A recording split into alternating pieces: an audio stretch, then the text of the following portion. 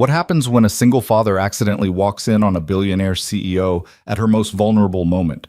The security alarms scream, guards rush in with weapons drawn, and his entire life hangs by a thread. But what she said next, what she did next, changed everything he thought he knew about power, trust, and second chances. This is the story of Ethan Rowe, a man who fixed broken things for a living until the night he accidentally fixed something no one else could reach. Stay with me until the end of this story. Hit that like button and comment with your city so I can see how far this journey travels. Now let me take you back to where it all began. The rain hammered against the glass walls of the Hale Tower like thousands of impatient fingers, each drop demanding entry into the gleaming monument of steel and ambition that pierced the Seattle skyline. 47 stories of polished marble, brushed chrome, and silence, the kind of silence that only existed in places where money whispered instead of shouted. Ethan Rowe stood in the basement mechanical room, his work uniform already dark with sweat despite the October chill that seeped through the concrete walls. His hands, calloused and scarred from years of wrench work and wire stripping, moved with practiced efficiency across the electrical panel before him. He didn't need to see the circuit diagram anymore. After 3 years maintaining this building, he knew its bones better than he knew his own apartment. Panel 7B, check, he muttered to himself, marking off another line on his clipboard. His voice echoed slightly in the fluorescent-lit space, bouncing off industrial water heaters and HVAC units that hummed their mechanical lullaby. Voltage stable, current draw normal. His radio crackled to life, startling him despite years of expecting it. "Rowe, you copy?" Ethan pressed the button on the device, clipped to his belt. "Copy, dispatch, go ahead." "Got a priority work order just came through. Executive level, 45th floor, room 4507. Climate control malfunction. CEO's assistant says the temperature regulation's gone haywire in one of the private suites." Ethan's eyebrows rose slightly. The executive level. He'd been up there maybe twice in 3 years, both times as part of a larger maintenance crew. Always supervised, always watched. The 45th floor was where the real power lived. Corner offices with views that cost more per square foot than most people's homes. Conference rooms where billion-dollar decisions happened over coffee, served in cups that probably cost more than his weekly paycheck. "Rowe? You there?" "Yeah, copy that. Heading up now." "What's the entry code?" There was a pause, the sound of keyboard clicking. "Says here you'll need temporary access. I'm uploading credentials to your badge now. Should be active in 30 seconds. Badge scan will get you through the elevator and the suite door. Job should be simple. Probably just a thermostat recalibration." "Roger. On my way." Ethan gathered his tools quickly. Multimeter, screwdriver set, diagnostic tablet, flashlight. He moved with the efficiency of someone who'd learned early that wasted motion was wasted time, and wasted time was time he couldn't spend with the only person in the world who mattered. His daughter, Sophie. 7 years old, with her mother's dark curls and a smile that could melt the armor he'd built around himself after his wife left them both 2 years ago. Sophie was with Mrs. Chen right now, their neighbor who watched her after school until Ethan finished his shift. Every minute of overtime was another dollar toward Sophie's stability, another brick in the foundation he was desperately trying to build for her future. The elevator ride to the 45th floor took less than a minute, but Ethan felt the change in pressure, in atmosphere. The basement smelled like machine oil and concrete. The executive level smelled like money, subtle leather, expensive wood polish, and something else he couldn't quite name. Power, maybe. Or the absence of fear. The corridor was empty when he stepped out, his work boots making soft sounds on carpet so thick it felt like walking on clouds. Recessed lighting cast a warm glow that somehow managed to be both inviting and intimidating. Abstract art hung on the walls, the kind Ethan never understood but assumed was important because it existed here. Room 4507 was at the end of the hallway, past offices with frosted glass doors bearing names in elegant script. He'd heard of some of them: Vice President of Global Operations, Chief Financial Officer, Director of Strategic Initiatives, titles that sounded more like military ranks than job descriptions. His badge beeped green when he pressed it against the reader. The lock clicked open with a sound that seemed too loud in the hushed corridor. Ethan pushed the door open carefully, announcing himself as he entered. Maintenance. Hear about the climate control issue. The space beyond was not what he expected. Instead of an office or conference room, he'd entered what appeared to be a private suite, a transitional space between the public corporate world and something more personal. To his left, a sitting area with leather furniture positioned around a low table. To his right, a kitchenette with appliances that looked like they'd never been used. Straight ahead, another door, partially open, light spilling through the gap. The thermostat was on the wall near the entrance, its digital display flickering erratically between 58 and 79 degrees. Ethan approached it, setting down his toolbox with a soft thud. The unit was a high-end model, probably cost more than his monthly rent. He pulled out his diagnostic tablet and began the connection sequence. That's when he heard it. A sound from the room beyond the partially open door, soft, barely audible over the building's ambient hum. Movement. The rustle of fabric. Ethan's hand froze over his tablet. His mind raced through protocols. The work order hadn't mentioned anyone being present. Executive suites were supposed to be cleared when maintenance was called. That was standard procedure specifically to avoid... "Hello?" he called out, louder this time. "Maintenance is here?" The dispatch said this suite was unoccupied. No response. He should leave. That was the smart thing to do.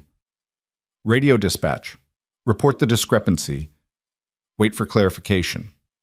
He'd been in this job long enough to know that deviation from protocol was how people got fired, especially at a company like Hale Industries where privacy and discretion weren't just valued.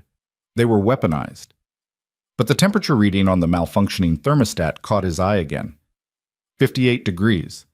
If someone was in there and the heat was malfunctioning in this kind of weather, they could be in trouble. Uncomfortable at best, at risk at worst. Ethan made a decision he would replay in his mind 1,000 times in the days to come. He moved toward the inner door, tool belt clinking softly with each step.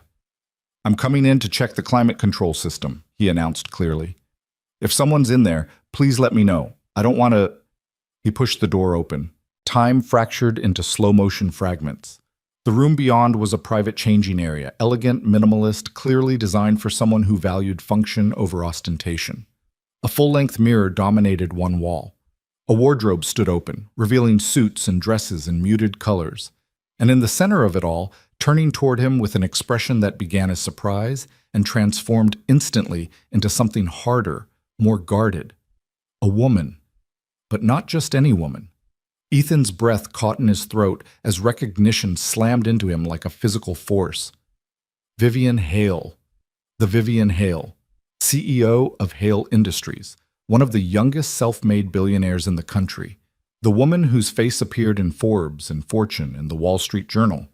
The ghost who ran this entire tower from somewhere people like him never went. She stood frozen, one hand holding a blouse she'd clearly been about to put on, the other instinctively crossing over herself in a defensive posture that was both dignified and deeply vulnerable. She was wearing slacks and an undershirt, her usually immaculate appearance caught in a moment of transition. But what struck Ethan most, what would haunt him in the seconds that followed, was not her state of undress, but her eyes. They were wide with shock, yes, but beneath that shock was something else, something ancient and raw. Fear. Not the fear of embarrassment or professional impropriety, but something deeper, something that looked like trauma given shape. "I'm sorry," Ethan said immediately, his hands rising in a gesture of surrender, his words tumbling over themselves. "I'm so sorry. The dispatch said the suite was empty. There was a climate control malfunction. I announced myself twice. I didn't know anyone was..." "Get out." Her voice was low, controlled, but Ethan could hear the tremor beneath it. "Get out right now." "I'm leaving. I'm so sorry. I didn't mean..." Then the world exploded into sound and light. Alarms shrieked from every direction, high-pitched, urgent, designed to disorient and intimidate. Red emergency lights began strobing in the corridor outside, turning everything into a nightmare of pulsing crimson shadows. Ethan stumbled backward, his tool belt catching on the doorframe, his heart hammering so hard he thought it might crack his ribs. What's happening?" he shouted over the cacophony. But Vivian Hale wasn't looking at him anymore. Her gaze had fixed on something over his shoulder, and the fear in her eyes had transformed into something else. Resignation mixed with exhaustion, as if this was a play she'd performed before and hated the script. Ethan turned. 4 security guards filled the doorway to the suite, their postures aggressive, hands hovering near the weapons on their belts. The lead guard, a man built like a concrete wall with a jaw that looked like it had been carved from granite, pointed directly at Ethan. "Step away from Ms. Hale immediately. Hands where I can see them." "I'm maintenance." Ethan's voice came out higher than he intended, panic clawing at his throat. "I'm just here to fix the thermostat. Check the work order." "Hands up, now," Ethan complied, his arms shooting up so fast his tool belt jingled. His diagnostic tablet clattered to the floor, the screen cracking as it hit the marble. "Please, there's been a mistake. I was sent here by dispatch. I have authorization." The lead guard moved forward with frightening speed, his hand closing around Ethan's arm like a vice. "You're going to come with us very quietly, or this gets much worse for you." "Wait." Ethan tried to turn back toward Vivian, to appeal to her, to make her understand that this was all a terrible misunderstanding. "Miss Hale, please, tell them—" But when his eyes found her again, she had stepped back into the shadows of the changing room, the blouse now held in front of her like a shield. Her face was unreadable, shut down, transformed into the mask of the CEO who negotiated billion-dollar deals and fired entire divisions without blinking. She said nothing. "Let's go," the guard growled, pulling Ethan toward the door. "My tools!" Ethan gestured helplessly toward his toolbox, his tablet, the pieces of his livelihood scattered across expensive carpet. "They'll be cataloged as evidence. Move." Evidence. The word hit Ethan like a punch to the gut. Evidence of what? He'd done nothing wrong.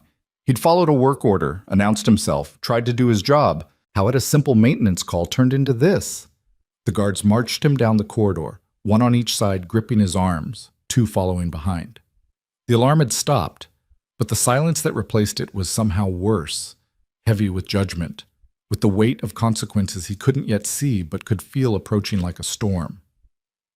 They took him to a security office on the 44th floor, a windowless room with white walls, a metal table, and chairs that looked designed for discomfort.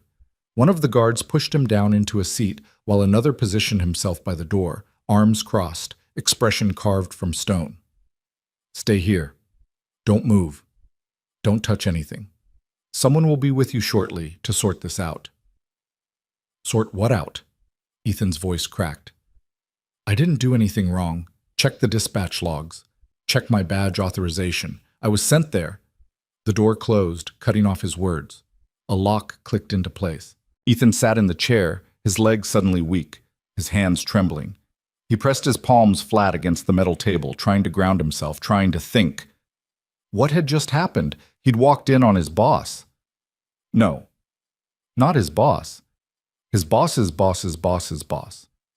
The woman who owned the building, the company, possibly half the city. He'd seen her in a vulnerable moment, caught her by surprise in a private space. But he hadn't meant to. He'd followed procedure. He'd announced himself. He'd been cleared by dispatch. Hadn't he? Doubt crept in like cold water. Had he heard the dispatch correctly? Had he entered the right suite? 4507, that's what they'd said, wasn't it? Or had he misheard? Had he been so eager to finish the job and get home to Sophie that he'd made a catastrophic mistake? No, his badge had worked. The reader had beeped green. You couldn't enter an unauthorized area with a badge scan. The system didn't work that way. So why were they treating him like a criminal? Time became elastic in that room. Ethan had no watch, no phone. Those were in his locker in the basement. The security guards had taken his radio. He had no way to tell Mrs. Chen he'd be late, no way to call Sophie, no way to explain that Daddy wasn't coming home right on time tonight because something had gone terribly, impossibly wrong. He thought of his daughter's face when she got worried, the way her lower lip would tremble, the way she'd clutch her stuffed elephant, the last gift her mother had given her before walking out of their lives forever. Sophie had abandonment issues, the pediatric psychologist said. She needed stability, consistency, predictability. Ethan provided those things. It was all he could provide. He wasn't rich. He couldn't give her private schools or fancy vacations or a house in the suburbs. But he could give her a father who showed up, who kept his promises. who came home. And now he was locked in a room, under suspicion for something he didn't understand, unable to even tell his daughter he'd be late. The door opened. Ethan's head snapped up, hope flaring briefly before dying when he saw it was just another security officer, this one older, with gray at his temples and the flat, evaluating gaze of someone who'd seen everything and trusted nothing. Ethan Rowe, maintenance technician, 3 years with the company, clean record. The man read from a tablet as he walked in, not bothering to look at Ethan. Says here you're a single father, one dependent, live over in Greenwood. Yes, sir. Ethan's throat was dry. Sir, I need to call my daughter. She's expecting me home, and her babysitter. We're reviewing security footage now, dispatch logs, badge access records. The man finally looked up, his eyes cold. Do you want to tell me your version of what happened up there? My version? Ethan's voice rose despite his efforts to stay calm. There's only one version. I was sent to fix a climate control issue. I scanned my badge, entered the suite, announced myself twice, and proceeded to check the thermostat. I heard a sound from the interior room, called out again, and when I entered to make sure no one needed assistance with the temperature malfunction, I found Ms. Hale. I immediately apologized and was backing out when the alarms went off. That's it. That's what happened. The security officer studied him for a long moment. The suite was supposed to be empty. That's what I thought too. That's why I entered. Ms. Hale has specific protocols around her privacy and security. Very specific protocols. Those protocols were violated tonight. I didn't violate anything. I followed a work order. Check with dispatch. They'll confirm everything I'm saying. The man made a note on his tablet, his stylus scratching against the screen. The climate control system in Suite 4507 is functioning perfectly. There was no malfunction. Ethan felt the floor drop out from under him. What? That's impossible. The thermostat was flickering between temperatures. I saw it with my own eyes. According to our diagnostics, the system has been operating within normal parameters all evening. There was no work order for that location. But dispatch told me... Ethan stopped, his mind racing. Check the radio logs. The conversation is recorded. It has to be. We are checking everything, Mr. Rowe. Trust me on that. The security officer leaned forward, placing both hands on the table. Here's what concerns me. A maintenance worker with building access, who knows the security systems, who knows the executive floor layout, claims he was sent on a work order that doesn't exist, to a suite that should have been empty, but happened to contain our CEO in a vulnerable moment. What would you think if you were in my position? The implication hit Ethan like a slap. You think I planned this? You think I deliberately went up there to... He couldn't even finish the sentence. The accusation was so absurd, so vile. Why would I do that? For what possible reason? Money, usually. Blackmail, corporate espionage. There are people who would pay quite a lot for information about Vivian Hale, for photographs, for leverage. I don't have any photographs. Check my pockets, check everything. I would never... Ethan's voice broke. He could hear how desperate he sounded, how guilty desperation could appear to someone looking for confirmation of their suspicions. Please. I have a little girl. I have a life. I came to work today just like every other day. I did my job. I don't know why this happened, but I swear to you, I didn't plan anything. The security officer's expression didn't change. Wait here. He left. The door locked again. Ethan put his head in his hands, his breath coming in short gasps. This couldn't be happening. This was the kind of thing that happened to other people. People who made bad choices or lived reckless lives.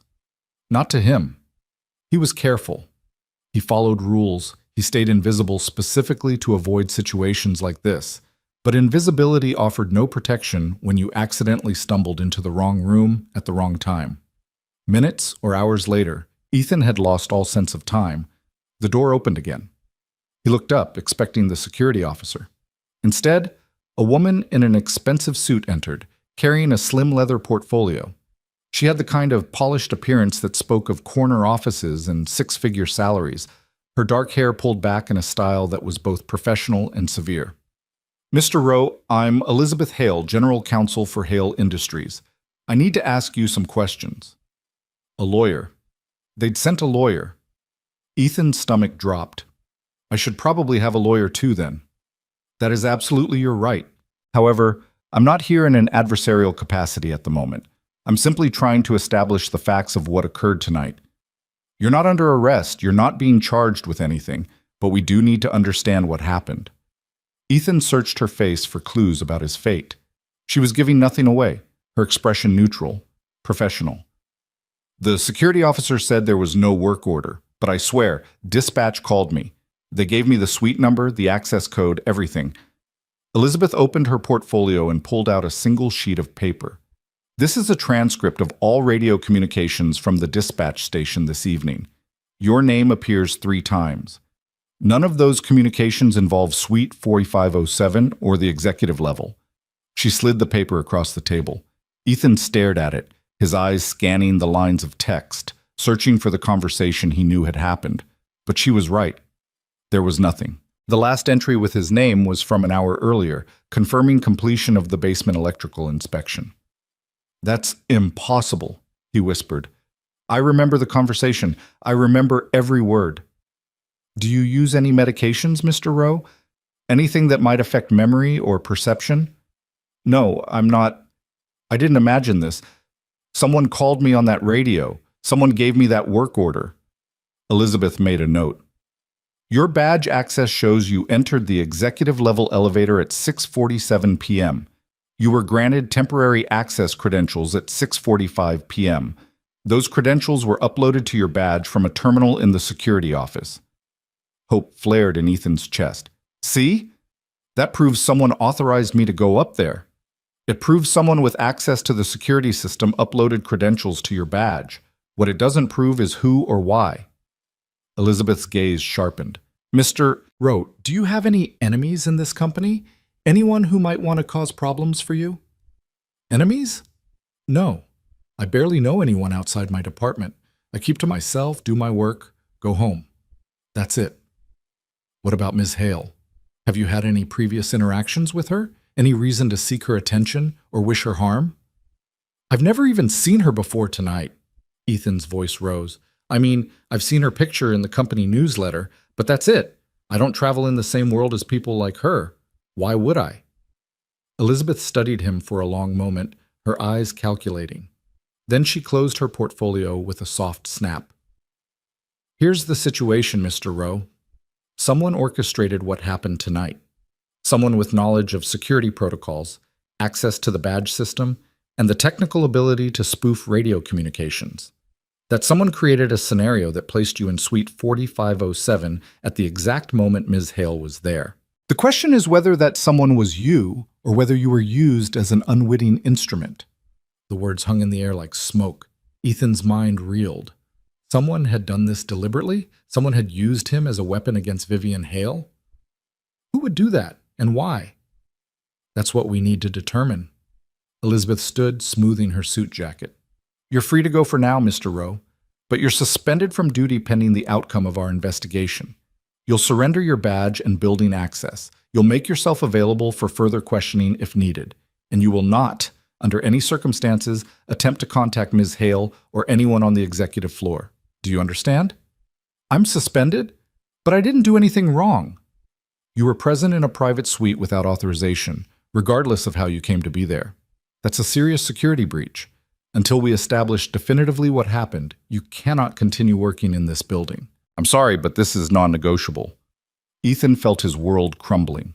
The job paid his rent, Sophie's childcare, her health insurance. He had maybe 2 weeks of savings if he stretched every dollar until it screamed. How long will the investigation take? As long as necessary. Could be days. Could be longer. Elizabeth walked to the door, then paused.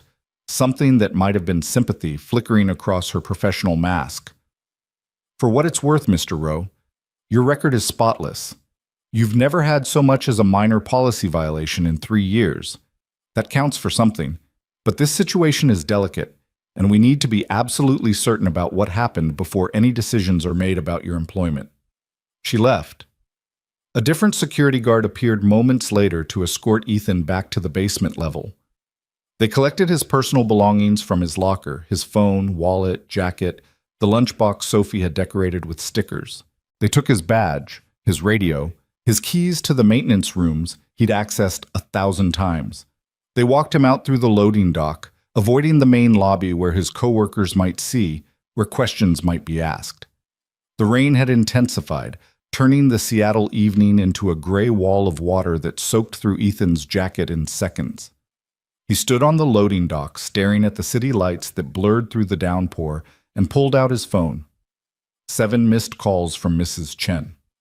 4 text messages from her. Sophie is asking about you. Is everything okay? Please call when you can. Sophie is very worried. His hands shook as he dialed. Mrs. Chen answered on the first ring. Ethan, oh, thank goodness. Sophie has been beside herself. What happened? I'm so sorry, Mrs. Chen. There was a situation at work and I couldn't call. I'm on my way home now. Is she okay? She's scared, Ethan. She thought, well, you know how she gets when routines change. I know. Can I talk to her? There was rustling, then Sophie's small voice, thick with tears. Daddy? The word broke something inside him. Ethan closed his eyes against the rain, against the sting of tears he hadn't earned the right to shed yet. Hey, baby girl. I'm so sorry I'm late. There was a problem at work, but it's all fixed now, and I'm coming home, okay? You promise? I promise, 20 minutes tops, and we'll have pizza for dinner, extra cheese, just how you like it. He could hear her breathing slowing, the panic receding. Okay, Daddy, but hurry. Fast as I can, sweetheart. I love you. Love you too. The line went dead. Ethan stood in the rain, suspended from the job that kept his daughter safe, accused of a crime he didn't commit, caught in something he didn't understand but could already feel tightening around him like a noose. And somewhere 45 floors above, in a tower he could no longer enter, Vivian Hale stood at her window watching the rain, her arms crossed over herself in that same defensive posture, her mind racing through possibilities and threats, and the bitter realization that her carefully constructed walls had been breached again. She had seen the confusion in the maintenance man's eyes, the genuine shock, the desperate apologies. She had also seen something else, the way security had responded with unusual speed, the way the alarms had been triggered so precisely, the way the whole incident felt orchestrated with a precision that spoke of intimate knowledge of her routines and vulnerabilities. Someone had used that man as a weapon against her, which meant someone inside her company knew too much. And whatever was coming next, Vivian knew with cold certainty this was only the beginning. The rain followed Ethan home like an accusation, drumming against the windshield of his aging Honda with a relentless rhythm that matched the panic still coursing through his veins. Traffic lights blurred into watercolor smears of red and green, and twice he almost missed his turn because his mind was somewhere else. Trapped in that moment when Vivian Hale's eyes had locked with his, fear and fury mingling into something he couldn't name but would never forget. Sophie was waiting at the window when he pulled up to their apartment building, her small face pressed against the glass, breath fogging the pain. The sight of her nearly undid him. He'd promised her stability, promised her a life where she never had to worry about whether Daddy would come home. And here he was, suspended, investigated, possibly about to lose everything they'd fought so hard to build. Mrs. Chen met him at the door, her weathered face creased with concern. She was in her 70s, a widow who'd lived in the building longer than Ethan had been alive, and she'd been a lifeline since his wife left. She cried for an hour, Mrs. Chen said quietly, so Sophie wouldn't hear. I'm not judging Ethan, but she needs to know she can count on you. I know. The words came out rough. Thank you for staying with her. I'll get your payment tomorrow. Don't worry about that now, just take care of your girl. Sophie launched herself at him the moment he entered the apartment, her arms wrapping around his waist with desperate strength. You're late. You're never late. Ethan knelt down, pulling her close, breathing in the strawberry scent of her shampoo. I know, baby. I'm so sorry. Something unexpected happened at work, but everything's okay now. You promise? Her voice was muffled against his shoulder. He held her tighter, this small person who trusted him completely, who believed his promises even when the world was busy proving they could shatter like glass. I promise. That night, after pizza that tasted like cardboard in his mouth, and a bedtime story he read on autopilot, Ethan sat in the dark living room and stared at his phone. He'd received one email from Hale Industries HR confirming his suspension and outlining the conditions, No contact with company personnel. No discussion of the incident with media or third parties. Continued violation of these terms would result in immediate termination and possible legal action. Legal action. The words made his hands shake. He opened his banking app and did math he already knew the answer to. Rent was due in 12 days. Sophie's childcare payment was due in 6. He had enough for one. Maybe both if he didn't eat and nothing else went wrong. But if the investigation dragged on for weeks, if they decided to fire him without cause, if his name got dragged through whatever corporate scandal was unfolding, Ethan closed his eyes and forced himself to breathe. He'd been through worse. When Maria left, when she'd packed her bags and walked out with barely a goodbye to their 5-year-old daughter, he'd thought the world was ending, but he'd survive that. He'd figure this out too. He had to. Sophie was counting on him. 47 floors above the city, in an office that still smelled faintly of the jasmine tea she'd been drinking when everything went wrong, Vivian Hale sat at her desk and watched security footage for the 7th time. The timestamp read 6:47 p.m. Camera angle. Executive corridor, 45th floor. Ethan Rowe emerged from the elevator, tool belt visible, posture uncertain. He walked slowly down the corridor, checking door numbers, clearly looking for suite 4507. When he found it, he paused. His lips moved, announcing himself, though there was no audio on this feed. He scanned his badge. The light turned green. He entered. Vivian paused the footage and pulled up a second screen. Badge access logs. Ethan Rowe's credentials had been modified at 6:45 p.m., granting temporary executive-level clearance. The modification had been made from a security terminal in the basement guard station, logged under the credentials of Marcus Webb, a night shift security officer. She pulled up a third screen. Radio dispatch logs.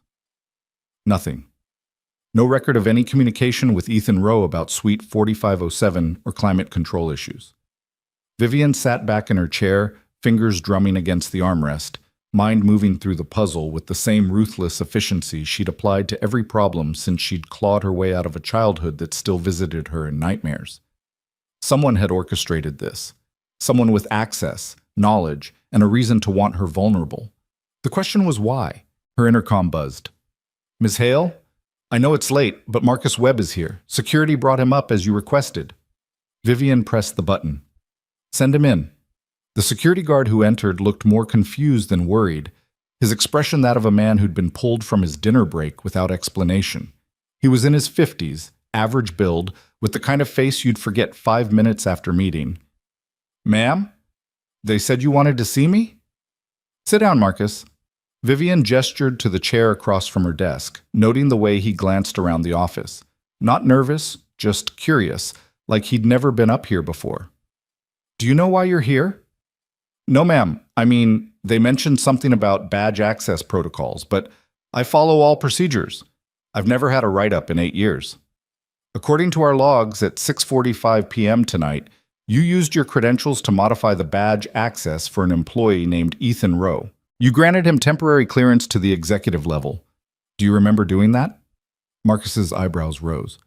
"I absolutely did not do that, ma'am. I wasn't even at my station at that time. I was doing rounds on the parking levels. It's logged in my patrol schedule." Vivian already knew this. She'd checked. "Someone used your credentials, Marcus, your password, your security codes. Who else has access to those?" "No one. I mean, that's the whole point of security protocols, right? Each guard has unique credentials." He paused, thinking. "But anyone with admin access to the system could theoretically log in as any of us. IT support, senior security management, maybe some of the executive access people. Give me names." "It would be Paul Chen and Samantha Rodriguez. They run the overnight systems monitoring. Senior security is Chief Davidson and Deputy Chief Martinez. Executive access..." He trailed off, uncertainty flickering across his face. "Say it." "Your brother, ma'am. James Hale. He has master override credentials for all building systems." The name hung in the air like poison gas. Vivian's expression didn't change, but something in her eyes went very cold. "Thank you, Marcus. You can go. And I'd appreciate your discretion about this conversation." "Of course, ma'am." After he left, Vivian sat in the silence of her office and allowed herself one moment of weakness, pressing her palms against her eyes. breathing through the tightness in her chest that had nothing to do with physical pain and everything to do with old wounds that never quite healed. James. Of course it would come back to James, her younger brother by 3 years, charming where she was reserved, reckless where she was careful. He'd been given a position in the company because family loyalty demanded it, had been granted access and authority because their father had insisted on it before he died. And he'd resented Vivian for every day of her success, every board meeting where she outmaneuvered him, every decision that proved she was better at this than he would ever be. But would he go this far? Would he orchestrate something this cruel, this invasive, knowing what it would trigger in her? Yes, Vivian thought, with the bitter clarity of someone who'd learned not to underestimate malice disguised as family. Yes, he would. Her phone buzzed. Elizabeth Hale, the company's general counsel and Vivian's only real ally in the executive suite. I saw the badge logs, Elizabeth said without preamble. It's not looking good for the maintenance worker. The evidence suggests either he planned this or someone set him up. Either way, termination is the safest corporate response. No. There was a pause. Vivian, he was in your private suite while you were vulnerable. Protocol demands? Protocol demands we find out who actually did this, not scapegoat the first convenient target. Betty. Vivian's voice was sharp. Look at the pattern, Elizabeth. Perfect timing. Sophisticated technical manipulation. Knowledge of my schedule. This wasn't some maintenance worker trying to get photographs for a tabloid. This was someone who knows me, who knows this company, who knows exactly what buttons to push. You think it's internal. I know it's internal. And until we find out who and why, Ethan Rowe is the only connection we have to them. We need to keep him close, not cast him out. Elizabeth was quiet for a long moment. You want to pull him closer? Vivian, that's risky. If he is involved, he's not. I saw his face. That was genuine shock, genuine fear. Someone used him. Vivian stood and walked to the window, looking out at the rain-soaked city below. Bring him back. Assign him directly to the executive floor. I want him where I can watch him, where whoever did this can see we're not following their script. The board will have questions. The board doesn't run this company. I do. Vivian's tone left no room for argument. Make it happen, Elizabeth, and do it quietly. 3 days passed in a kind of suspended agony for Ethan. He took Sophie to school, picked her up, made meals, read stories, and pretended everything was normal while his phone stayed silent and his savings account dwindled. He'd started looking at job postings, though the thought of starting over somewhere else, of rebuilding from zero again, made him feel physically ill. On the 4th morning, his phone finally rang. Unknown number. Mr. Rowe? This is Elizabeth Hale from Hale Industries. We need to meet. Ethan's heart hammered against his ribs. Am I being fired? No, it's more complicated than that. Can you come to the office? This afternoon, 2 o'clock. Use the visitor entrance and ask for me specifically. I don't understand. You suspended me pending investigation. Has something changed? Everything has changed, Mr. Rowe. We'll explain when you get here. She hung up before he could ask anything else. Ethan called Mrs. Chen, arranged for her to pick Sophie up from school, and spent 2 hours pacing his apartment trying to imagine what everything has changed could possibly mean. Had they found who set him up? Had they discovered proof he was innocent? Or was this some corporate HR trick, a way to get him to resign quietly without filing wrongful termination claims? The Hale Tower looked different in daylight, less intimidating, just another building in a city full of them. But Ethan's hands still shook as he signed in at the visitor desk, accepted the temporary badge, and rode the elevator up to the 23rd floor, where Elizabeth Hale's office occupied a corner suite with views that probably cost more than his annual salary. She was waiting for him, professional and unreadable in a navy suit that looked like it had been tailored specifically for her. Mr. Rowe, thank you for coming. Please, sit. Ethan sat, gripping the arms of the leather chair like it might decide to eject him at any moment. You said everything changed. What does that mean? Elizabeth pulled a file from her desk and opened it, scanning the contents as she spoke. Our investigation uncovered evidence that you were set up. Someone with extensive knowledge of building systems and security protocols created a fake work order, modified your badge access, and timed everything to place you in Suite 4507 at a specific moment. You were used, Mr. Rowe. The question now is by whom and for what purpose? Relief and anger flooded through Ethan in equal measure. I told you I didn't do anything wrong. I told everyone. You did. And we believe you. However, this creates a new problem. Elizabeth closed the file and met his eyes directly. Someone in this company wanted to create a situation that would compromise Ms. Hale's privacy and security. Someone with resources and access. We need to find out who before they try again. What does that have to do with me? You know I'm innocent now. Give me my job back and I'll stay out of whatever corporate politics are happening up there. I'm afraid it's not that simple. Elizabeth leaned forward, her expression intent. You're the only direct connection we have to whoever orchestrated this. They used your credentials, your work schedule, your clearance, which means they might try to use you again, or they might try to eliminate you as a loose end. Either way, you're involved whether you want to be or not. The word sent ice down Ethan's spine. Eliminate? You're saying someone might try to hurt me. I'm saying we don't know what we're dealing with yet, and until we do, you're potentially at risk, which is why Ms. Hale has requested something unusual. Ethan waited, afraid to even guess what was coming. She wants you back on the executive floor, assigned directly to maintain the systems there, under close supervision. It's a promotion in title and pay, and it puts you in a position where we can keep you safe while we investigate. Ethan stared at her. You want me to work on the same floor where I supposedly committed a security breach?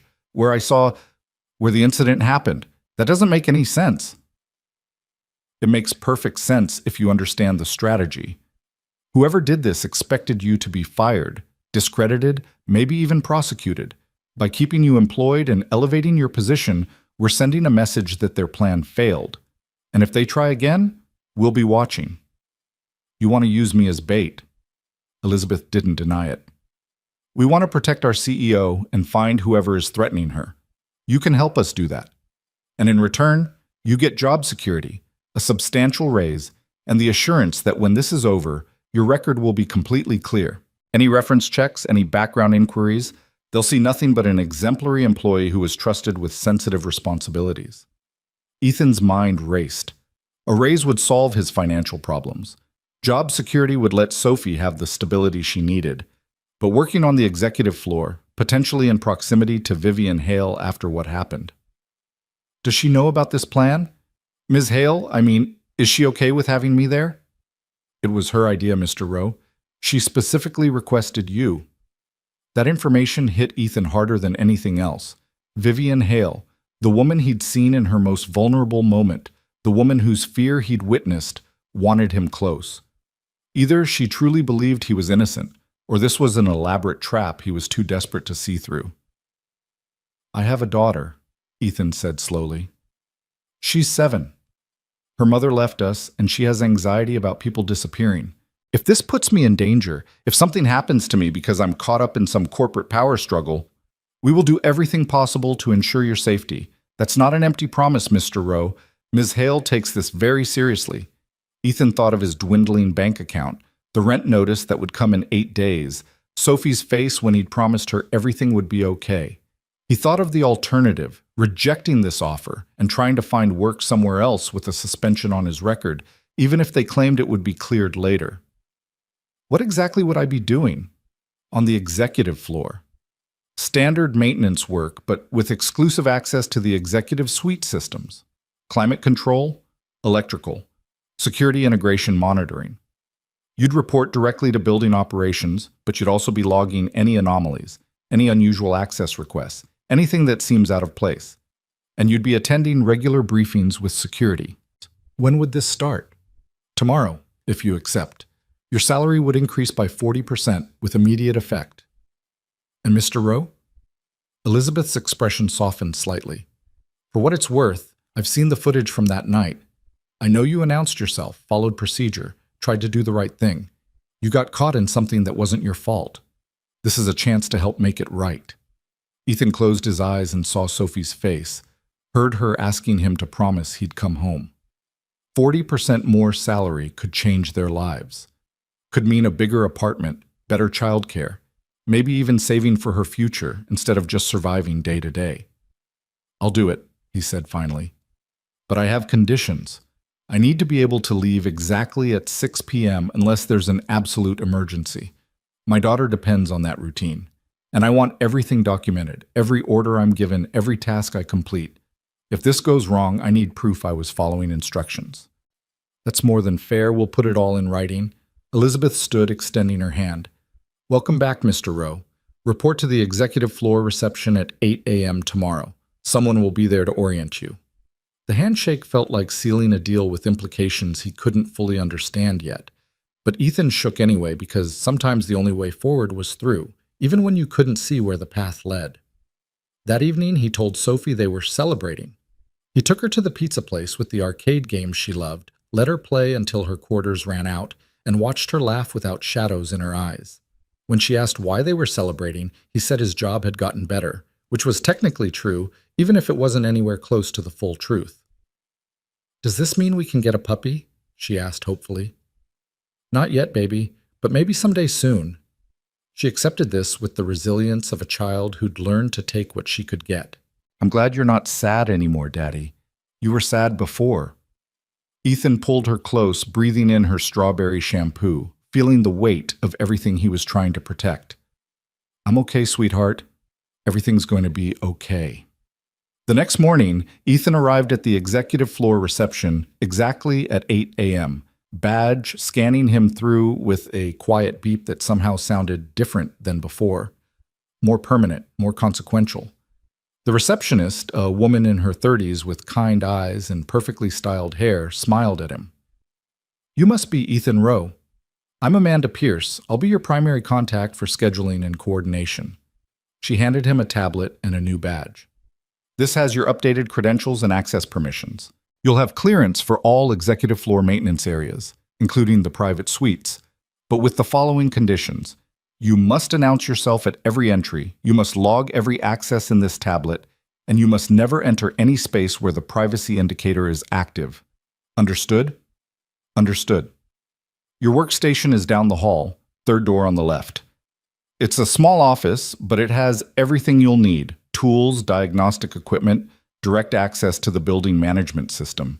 Chief Davidson from security wants to brief you at 9, and she paused, something flickering across her professional mask. Ms. Hale requested that you stop by her office at 10. Don't be late. Ethan's stomach dropped. She wants to see me? Apparently. I don't ask questions above my pay grade, and I'd suggest you follow that policy too. Amanda's smile was sympathetic. Look, I don't know what happened last week, but the gossip mill has been working overtime. My advice? Do your job, stay professional, and don't give anyone ammunition. The executive floor can be complicated. Complicated how? But Amanda was already turning to answer a ringing phone, the conversation clearly over. Ethan found his new office, a space barely larger than a closet, but with a window, which was more than he'd had in the basement, and spent an hour familiarizing himself with the systems. Everything was more sophisticated up here, more integrated.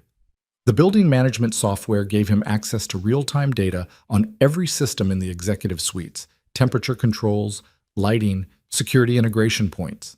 It was fascinating in a way that made him forget, temporarily, the strangeness of his situation. Chief Davidson arrived at exactly 9, a stern man in his 60s who looked like he'd spent his career not trusting anyone and wasn't about to start now. Rowe, glad you're back. Here's what you need to know. Someone used our systems against us, which means someone knows too much about how things work around here. Your job is to be our eyes and ears. You see anything unusual, anyone accessing systems they shouldn't, any modifications to code, any requests that don't make sense, you report it directly to me. Not your supervisor, not building operations. Me. Clear? Clear. You'll get a security briefing packet with details on what to watch for. Read it. Memorize it. This isn't paranoia, Rowe. Someone came after Ms. Hale, and they did it smart. We need to be smarter. Davidson fixed him with a hard stare. And between you and me, you got a raw deal last week, but you're getting a chance to help fix it. Don't waste it. After Davidson left, Ethan spent the next 45 minutes trying not to think about the 10 o'clock meeting. He organized tools he didn't need to organize, ran diagnostics on systems that didn't need diagnosing, and checked his phone 3 times to make sure Sophie's school hadn't called. At 9:55, he couldn't put it off any longer. He walked down the corridor to the corner office, his footsteps silent on the expensive carpet, and stopped at the frosted glass door with her name etched in elegant script. He knocked. Once. Twice. "Come in." Ethan opened the door and stepped into Vivian Hale's world. The office was smaller than he'd expected, more functional than ostentatious. Floor-to-ceiling windows showed the city sprawling below, but the furniture was understated. A desk, chairs, shelving filled with books that looked actually read rather than decorative. And behind the desk, watching him with an expression he couldn't quite read, was Vivian Hale herself. She looked different than she had that night. More composed, obviously, but also somehow younger. Her dark hair was pulled back. She wore a simple gray suit, and her eyes, those eyes that had held such raw fear, were calm now, assessing. "Mr. Rowe, please sit down." Ethan sat, his hands gripping his knees, unsure of proper protocol. "Did you apologize again? Did you wait for her to speak? Did you pretend nothing had happened?" Vivian made the decision for him. "I want to address what happened last week directly, because pretending it didn't happen would be insulting to both of us. You walked into a situation that never should have occurred. You saw me in a vulnerable moment, and then you were treated like a criminal for something you didn't do. I'm sorry." Of all the things Ethan had expected, an apology wasn't on the list. "Ma'am, you don't need to—" "I do, because what happened to you was wrong, and it was wrong because of choices I've made about privacy and security that created the conditions for this manipulation." She leaned forward slightly. "Someone used your credentials and your innocent intentions to get to me. That person is still out there, still a threat. I brought you back because I believe you can help us find them, but also because you deserve a chance to clear your name properly, not just on paper, but in reality." Ethan swallowed hard. "Elizabeth said this was your idea. The promotion, putting me on this floor. Why? Why risk having me close after what happened?" Vivian's expression flickered with something that might have been respect. "Because fear is a weapon, Mr. Rowe, and I refuse to let whoever did this use it against me. If I hide, if I treat you like a threat when you're clearly not, then they win. I won't give them that satisfaction." "But doesn't it bother you, having me here?" She was quiet for a moment, and Ethan saw the real answer behind her controlled facade. Yes, it bothered her. Yes, it took effort. But she was choosing to do it anyway. "What bothers me is that someone in my company betrayed me," Vivian said finally. "What bothers me is that someone used an innocent man as a weapon. What bothers me is that I've built walls so high around myself that I can't tell the difference between protection and prison anymore." She met his eyes directly. "You being here is uncomfortable, but uncomfortable doesn't mean wrong." Ethan felt something shift in his understanding of this woman. She wasn't just a billionaire CEO in an ivory tower. She was someone fighting battles he couldn't see, carrying weight he couldn't measure. "I'll do whatever I can to help," he said. "I have a daughter. I understand wanting to protect what matters." Something softened in Vivian's expression. "How old?" 7. Her name's Sophie. That's a good age. Still believes in magic, not yet cynical about the world. Most days. Other days she worries too much about things she shouldn't have to worry about. Ethan surprised himself by continuing. "Her mother left 2 years ago. Just walked out. Sophie's been anxious ever since. Needs routines, needs to know I'm coming home. That's why I have to leave at 6, no exceptions. I hope that's okay." "It's more than okay. Family comes first, Mr. Rowe. Always." Vivian stood, signaling the meeting was ending. "You'll be working closely with the executive floor team. If you notice anything unusual, anything at all, report it. And Mr. Rowe, thank you for helping me through the panic attack during the storm." Ethan stared at her, confused. There was no storm last week. The incident happened on a clear evening. Vivian's expression froze, then shifted into something carefully neutral. "Of course. My mistake. Mixing up events. That will be all." But Ethan saw the lie. Saw the way she'd accidentally revealed something she hadn't meant to. There had been another incident, another moment of vulnerability, and she'd just told him more than she'd intended. He stood and walked to the door, then paused with his hand on the handle. "Miss Hale? For what it's worth, I hope we find whoever did this. Not just because it affected me, but because nobody deserves to feel unsafe in their own space. Thank you, Mr. Rowe. Ethan left, closing the door softly behind him, and Vivian stood alone in her office, looking out at the city she'd conquered while trying to convince herself that letting people close wasn't the same thing as letting them hurt her. But trust, she knew, was always a gamble, and this particular bet was only just beginning. The weeks that followed settled into a rhythm that felt almost normal, which should have been Ethan's first warning that something was building beneath the surface. He arrived each morning at 8, checked systems that ran flawlessly, documented maintenance that rarely needed doing, and tried to ignore the weight of eyes that followed him through the executive corridors. The other employees knew something had happened, even if they didn't know what, and their curiosity manifested in stolen glances and conversations that died when he entered rooms. Amanda Pierce became his unlikely ally, teaching him the unspoken rules of executive floor politics over coffee that cost more per cup than his old hourly wage. James Hale's office is 3 doors down from his sister's, she told him one morning, her voice low. He comes in late, leaves early, and spends most of his time on the phone with people who aren't company business. Don't make eye contact if you can help it. He's the kind who remembers slights. Ethan had seen James exactly once, a man in his early 30s with the kind of polished appearance that came from never having worried about money. He'd walked past Ethan in the corridor without acknowledgement, as if maintenance workers existed in a dimension he couldn't perceive, but there had been something in his expression when he'd glanced at his sister's office door, something bitter and calculating that made Ethan's instincts flare with warning. "Why does he work here if he clearly doesn't want to?" Ethan asked. Amanda's smile was sad. Family obligation. Their father built this company, wanted both his children involved. But only one of them had the talent for it, and it wasn't James. He's VP of Strategic Development, which is corporate speak for a title without real power. It eats at him. Enough to do something about it? You're asking the wrong person. I just schedule meetings and pretend I don't hear things. But her eyes said she'd heard plenty, and none of it was good. Ethan filed the information away and returned to his small office, where his tablet blinked with a new notification. Automated alert. Temperature fluctuation detected in conference room 4520. He grabbed his tools and headed down the corridor, muscle memory taking over as he entered the room and approached the thermostat panel. The room was empty, floor-to-ceiling windows showing gray October skies that promised rain. Ethan opened the panel and ran his diagnostic, finding the issue quickly. A loose connection in the sensor array, probably from the recent system updates. Simple fix, 5 minutes of work.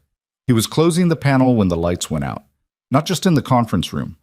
Through the windows, he could see the entire tower go dark, 47 floors of steel and glass suddenly lifeless. Emergency lighting kicked in after 3 seconds, bathing everything in an eerie red glow that made shadows leap and twist. Ethan's radio crackled. "All personnel, we have a building-wide power failure.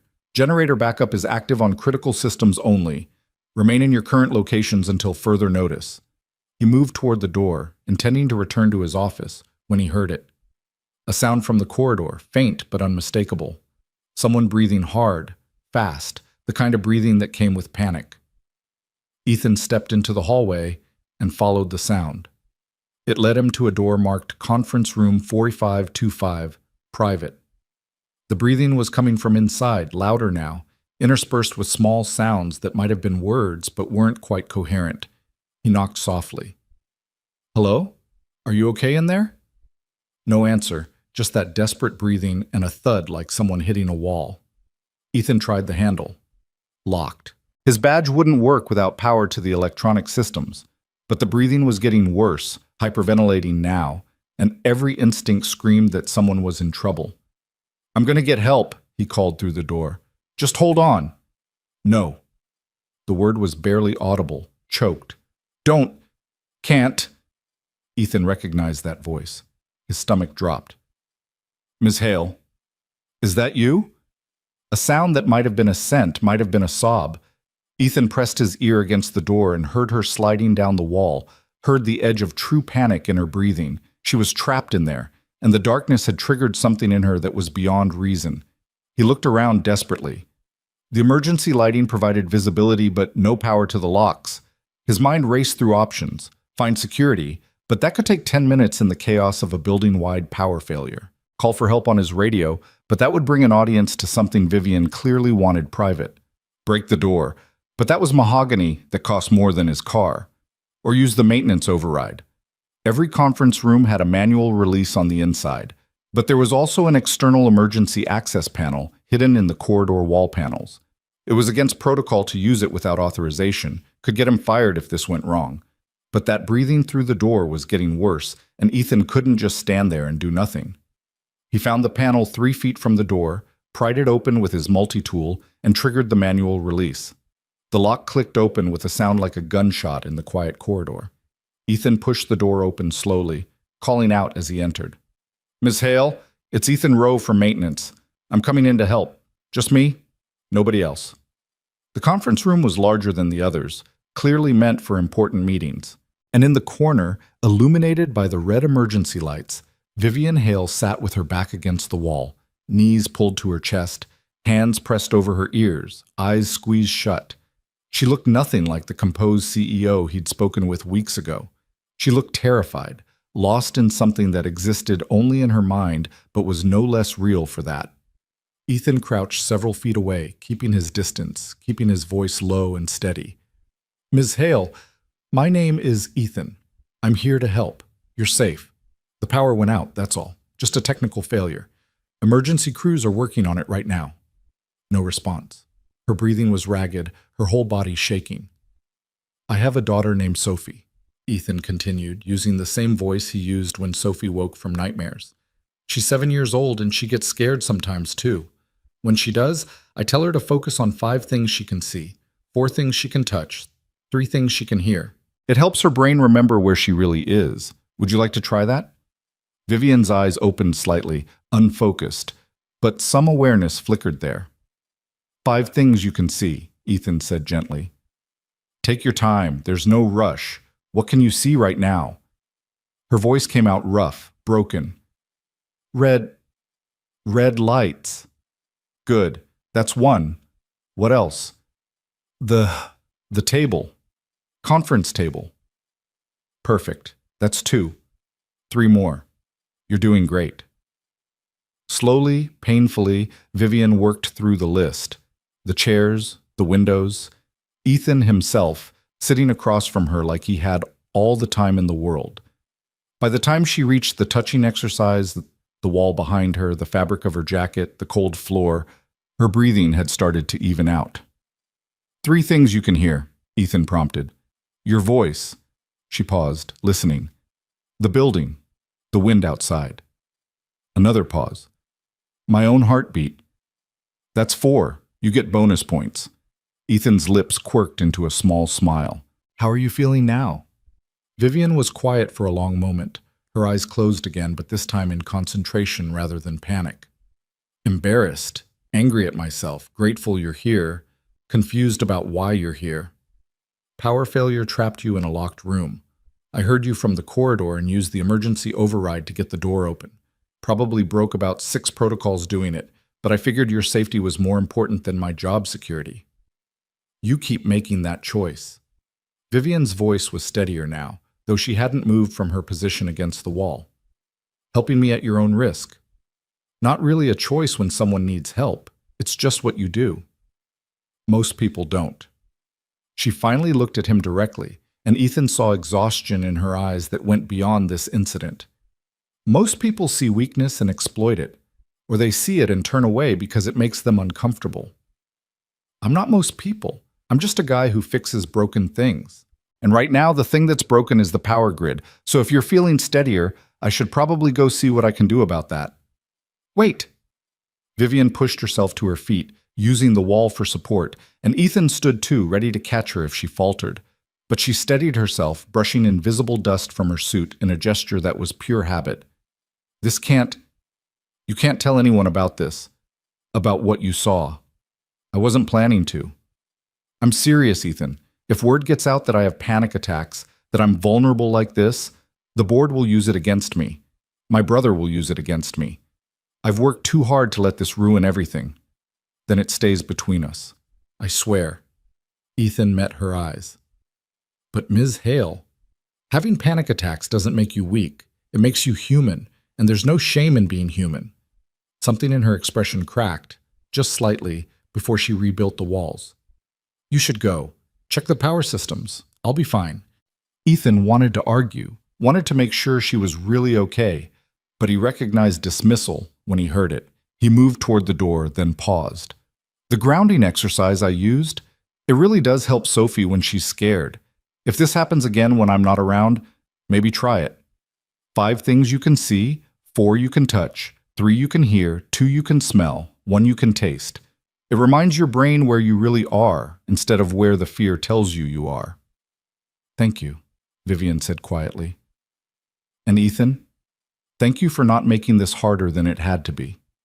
He left her there, closing the door softly behind him, and made his way through the red-lit corridors toward the building operations center.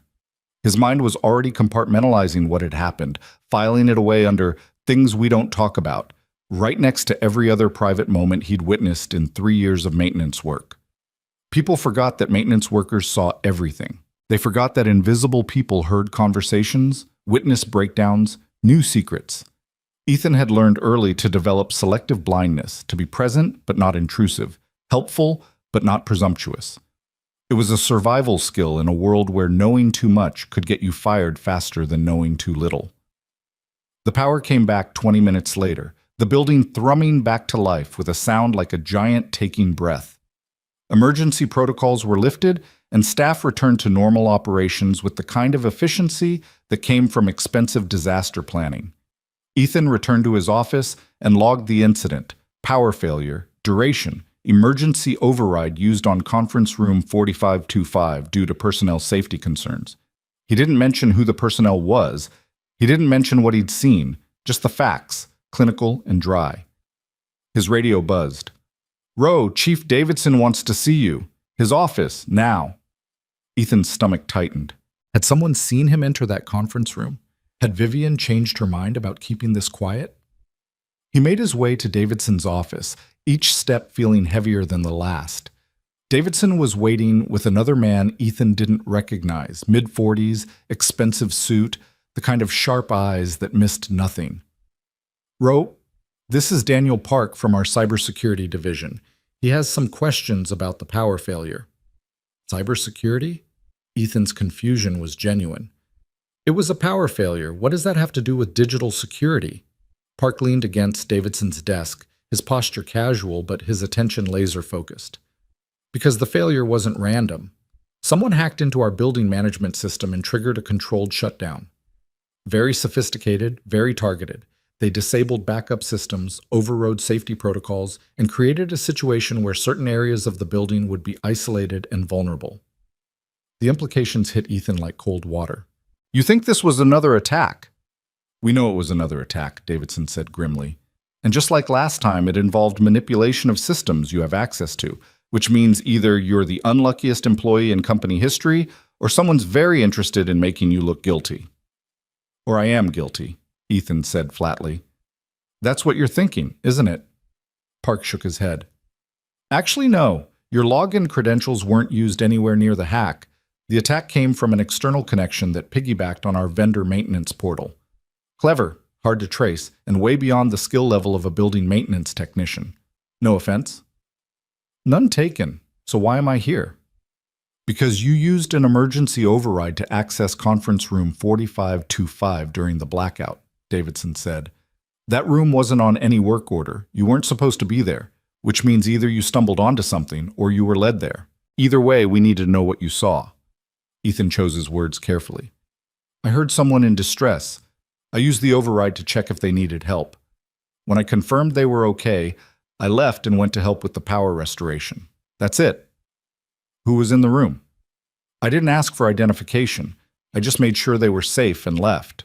Park and Davidson exchanged glances. "You're protecting someone," Park said. "Look, I get it, but if this attack was designed to trap someone specific in that room, we need to know who and why." "Then ask them directly. I'm maintenance, not security. I fixed what I could fix and moved on." Davidson's jaw tightened. "Roe, this is serious. Someone is actively targeting this company and possibly specific individuals. If you know something, I know that someone needed help and I helped them. That's all I'm going to say without a lawyer present or a direct order from someone with the authority to give me one." The room fell silent. Ethan could see Davidson calculating whether to push harder, whether to make this an official interrogation instead of a voluntary interview. Finally, the security chief sighed. "Fine, but you're now officially a person of interest in an ongoing security investigation. That means your access logs will be monitored, your communications reviewed, your movements tracked. If whoever's doing this tries to use you again, we'll know. And Roe, next time someone asks you a direct question about a security incident, I'd suggest you answer it. Loyalty is admirable. Obstruction is grounds for termination." "Understood, sir." Ethan left the office feeling like he'd just walked through a minefield blindfolded. He'd kept Vivian's secret, but at what cost? If they were monitoring him now, watching his every move, how long before they noticed interactions between him and Vivian that couldn't be explained by maintenance work alone? The answer came sooner than he expected. That evening, as Ethan was preparing to leave at exactly 6 p.m., his tablet pinged with a message. Private communication from V. Hale. "Meeting requested, 6:15 p.m., my office, 20 minutes maximum. I know your schedule. This is important." Ethan stared at the screen, weighing options. He'd promised Sophie consistency, promised to always be home by 6:30. But Vivian wouldn't ask if it wasn't urgent, and 20 minutes still gave him a buffer. He called Mrs. Chen. "I'm going to be about 30 minutes late tonight. Work emergency. Can Sophie stay with you a little longer?" "Of course, Ethan, but try not to make it a habit. She worries." "I know. I'll hurry." At 6:15, Ethan knocked on Vivian's office door. She opened it herself, which surprised him. No assistant, no buffer, just her. "Come in quickly." The office was darker than usual, the city lights outside providing most of the illumination. Vivian moved to her desk but didn't sit, her posture tense. "They questioned you about the power failure." "They questioned me about the emergency override. I didn't tell them anything." "I know. Davidson called me after, furious that you wouldn't cooperate. I had to intervene." Vivian turned to face him. "Ethan, you need to stop protecting me. If they think you're obstructing their investigation, then they think I'm obstructing. But I'm not going to throw you to the wolves just because they're frustrated." Ethan kept his voice calm. "You asked me to report unusual things. Someone hacking the building management system to cause a targeted blackout seems pretty unusual. Did they tell you that conference room was specifically isolated?" Vivian's expression confirmed she knew. "They think someone wanted to trap me in there. Make me vulnerable again, like the first incident. Maybe take pictures this time, or worse. But they failed because I opened the door." Ethan felt the pieces clicking together. "Whoever did this didn't account for someone actually helping you. They expected you to be alone and panicking until power was restored and they could execute whatever they had planned. Which means they know about my panic attacks. They know about my triggers." Vivian's voice was tight with anger and fear. "The list of people with that knowledge is very, very short." "Family," Ethan said quietly. "Amanda mentioned your brother. Said he resents you. James is ambitious and bitter, but I don't know if he's capable of this. He'd have to hire help, coordinate the technical aspects. And what would be the end game? Embarrass me? Force me out?" Vivian shook her head. "It doesn't track. There's something else happening here, something I'm not seeing. Then we need to draw them out, make them make a mistake." Ethan surprised himself with the "we," with the assumption that he had any right to be part of this strategy. But Vivian didn't correct him.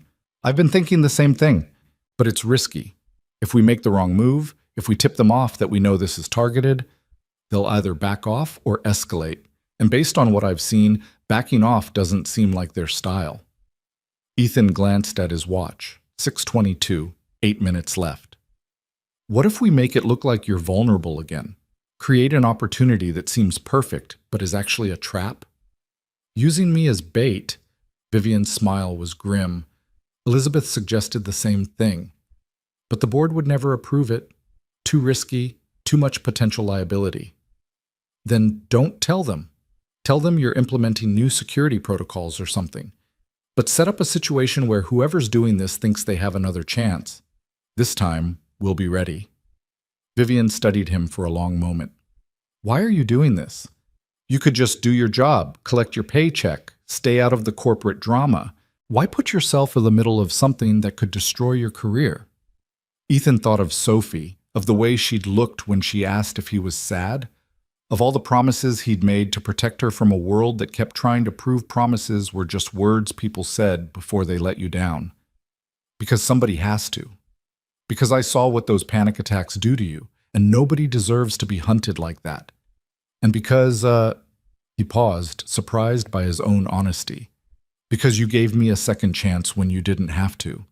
The least I can do is help you survive long enough to not regret it. Something shifted in Vivian's expression, a crack in the armor that she quickly sealed. Your daughter is lucky to have you. I'm lucky to have her. She's the only thing that makes sense most days. Ethan checked his watch, 6:27. I need to go, but think about what I said. If you want to set up a trap, I'll help however I can. Be careful, Ethan. Whoever's doing this has already proven they're willing to use you. They won't hesitate to hurt you if you get in their way. Let them try. I've been through worse than corporate politics. He left before she could argue, jogging to the elevator and willing it to move faster. He reached his car at 6:33, texted Mrs. Chen that he was on his way, and drove through evening traffic with the kind of controlled urgency that came from knowing someone was counting on him. Sophie was waiting at Mrs. Chen's window again, her face lighting up when she saw him. You're late. I know, baby. I'm sorry. Work emergency. He knelt down to her level. But I'm here now. Pizza night? Can we get the one with the stuffed crust? We can get whatever you want. They drove to the pizza place, and Ethan let Sophie chatter about her day while his mind churned through implications and strategies. Someone was hunting Vivian Hale with precision and patience. Someone who knew her weaknesses, her schedule, her secrets. Someone close enough to hurt her and distant enough to stay hidden. And somehow, Ethan Rowe, a maintenance worker with a 7-year-old daughter and a life built on staying invisible, had become the one person standing between Vivian and whatever darkness was closing in. He looked at Sophie across the booth, sauce on her chin, joy in her eyes, and made a silent promise. Whatever happened next, whatever trap they set or danger they faced, he would make sure he came home.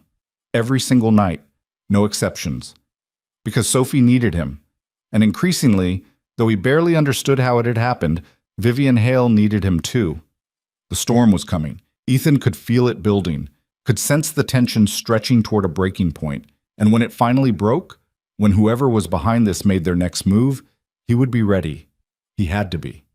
Too many people were counting on him to be anything less. The rain started again as they left the restaurant, soft at first, then building to the same relentless drumming that had accompanied every turning point in this strange new chapter of his life.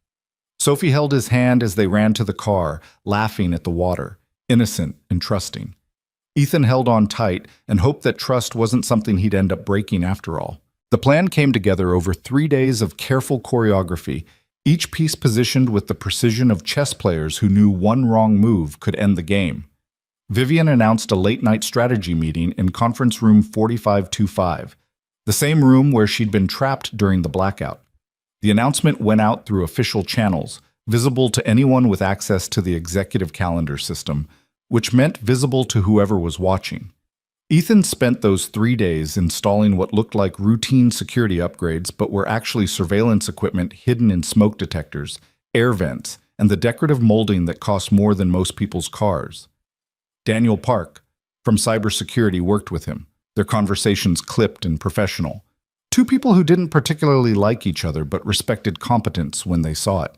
If this goes wrong, Park said, as he calibrated a camera lens no bigger than a shirt button, if whoever we're trying to catch gets spooked or worse, if Ms. Hale gets hurt, this falls on both of us. You understand that? I understand that someone's been hunting her for weeks, and we're the only ones trying to actually stop it instead of just writing reports. Ethan secured the panel and tested the feed. Clear image, no distortion. How's the audio? Park checked his tablet. Crystal, we'll hear a pin drop. He looked at Ethan with something that might have been grudging respect. You know, for a maintenance guy, you're not terrible at this spy stuff. I prefer to think I'm terrible at it, but too stubborn to quit. The night of the meeting, Ethan arrived at the executive floor at 9 p.m., well past his usual departure time. Mrs. Chen had Sophie for the night, which had required explanation and promises, and one very serious conversation with his daughter about how sometimes daddies had to work late even when they didn't want to. "You'll come home though, right?" Sophie had asked, her hand clutching her stuffed elephant, her eyes too old for 7 years. "I'll come home. I always come home." Ethan had knelt down and held her face gently. "And tomorrow we'll go to the park, just you and me. We'll feed the ducks and get ice cream even if it's cold outside. Deal?" "Deal. But Daddy, be careful at work. You look worried." He'd kissed her forehead and tried not to think about how perceptive children were, how they absorbed the anxieties their parents tried to hide. "I'm always careful, baby girl." Now, standing in the dimly lit corridor outside conference room 4525, Ethan felt anything but careful.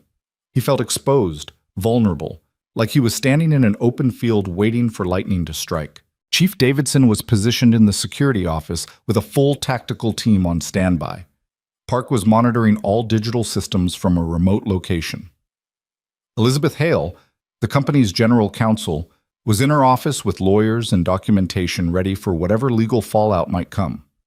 And Vivian Hale was alone in conference room 4525, visible through the glass walls, reviewing documents that were actually blank pages printed to look important, bait in a trap they'd all helped set. Ethan's radio crackled softly. "All positions check in." One by one, the team confirmed readiness. Ethan pressed his button. "Maintenance position secure. All equipment operational." "Copy that." "Miss Hale, you're live in 5 minutes. Remember, at the first sign of actual danger, we abort. Pride isn't worth your life." Vivian's voice came through calm and steady.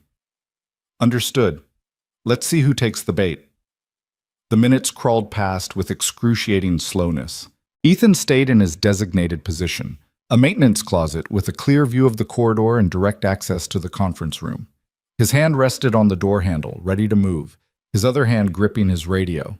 At 9:47 p.m., the building's environmental systems registered a temperature drop in the executive HVAC zone. Subtle, easily missed, but Park caught it immediately. "We've got anomalous activity in the climate control system. Someone's accessing it remotely." "Can you trace it?" Davidson's voice was tight. "Working on it. They're routing through multiple proxy servers. This is sophisticated."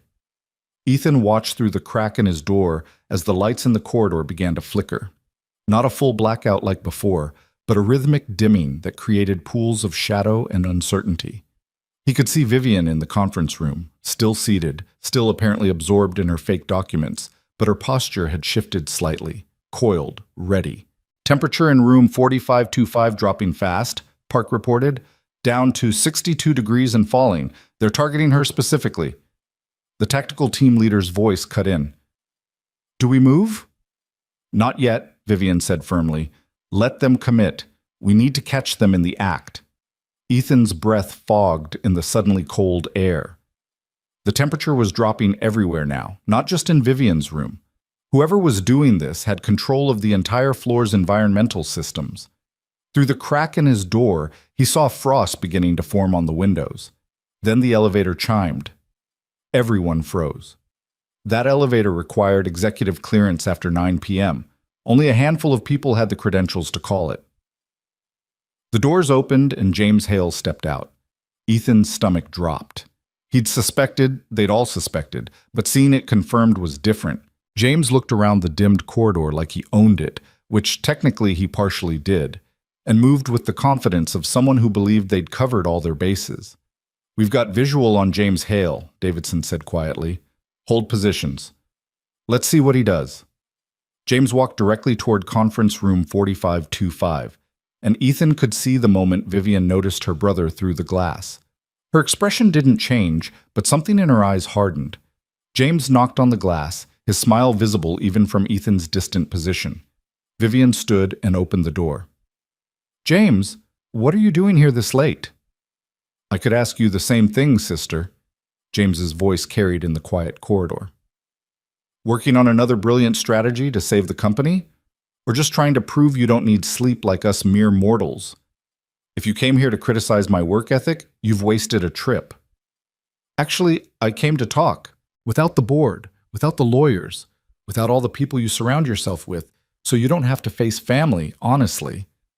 James stepped into the conference room uninvited, and Ethan tensed. This wasn't part of the plan. They'd expected sabotage, evidence of remote manipulation, maybe catching someone accessing systems they shouldn't, not a direct confrontation. All teams stand by, Davidson ordered. Ms. Hale, say the word and we extract you. But Vivian's voice when she responded to her brother was ice. If you have something to say, James, say it. Fine, I'll be direct. You need to step down as CEO. The words hung in the frigid air like a physical presence. Vivian's expression didn't flicker. On what grounds? On the grounds that you're mentally unstable. On the grounds that you have panic attacks that compromise your ability to lead. On the grounds that you're paranoid and isolated and driving this company into the ground with your control issues. James pulled out his phone and held it up. I have documentation, witness statements, medical evaluations from doctors who've treated you for anxiety disorders.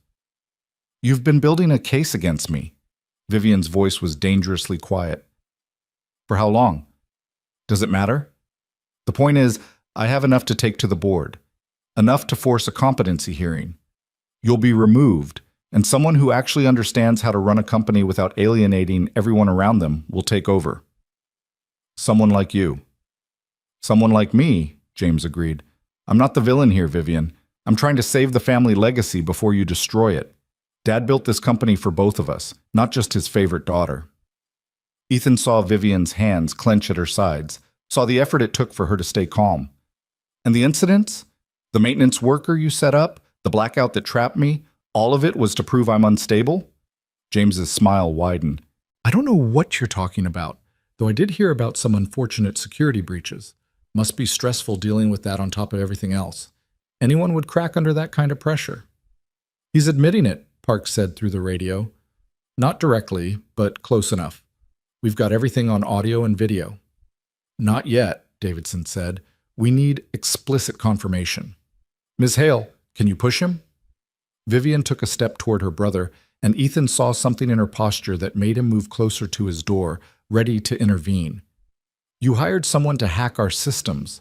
You manipulated an innocent man's credentials to make it look like he violated my privacy. You trapped me in a room during a blackout, knowing exactly what that would do to me.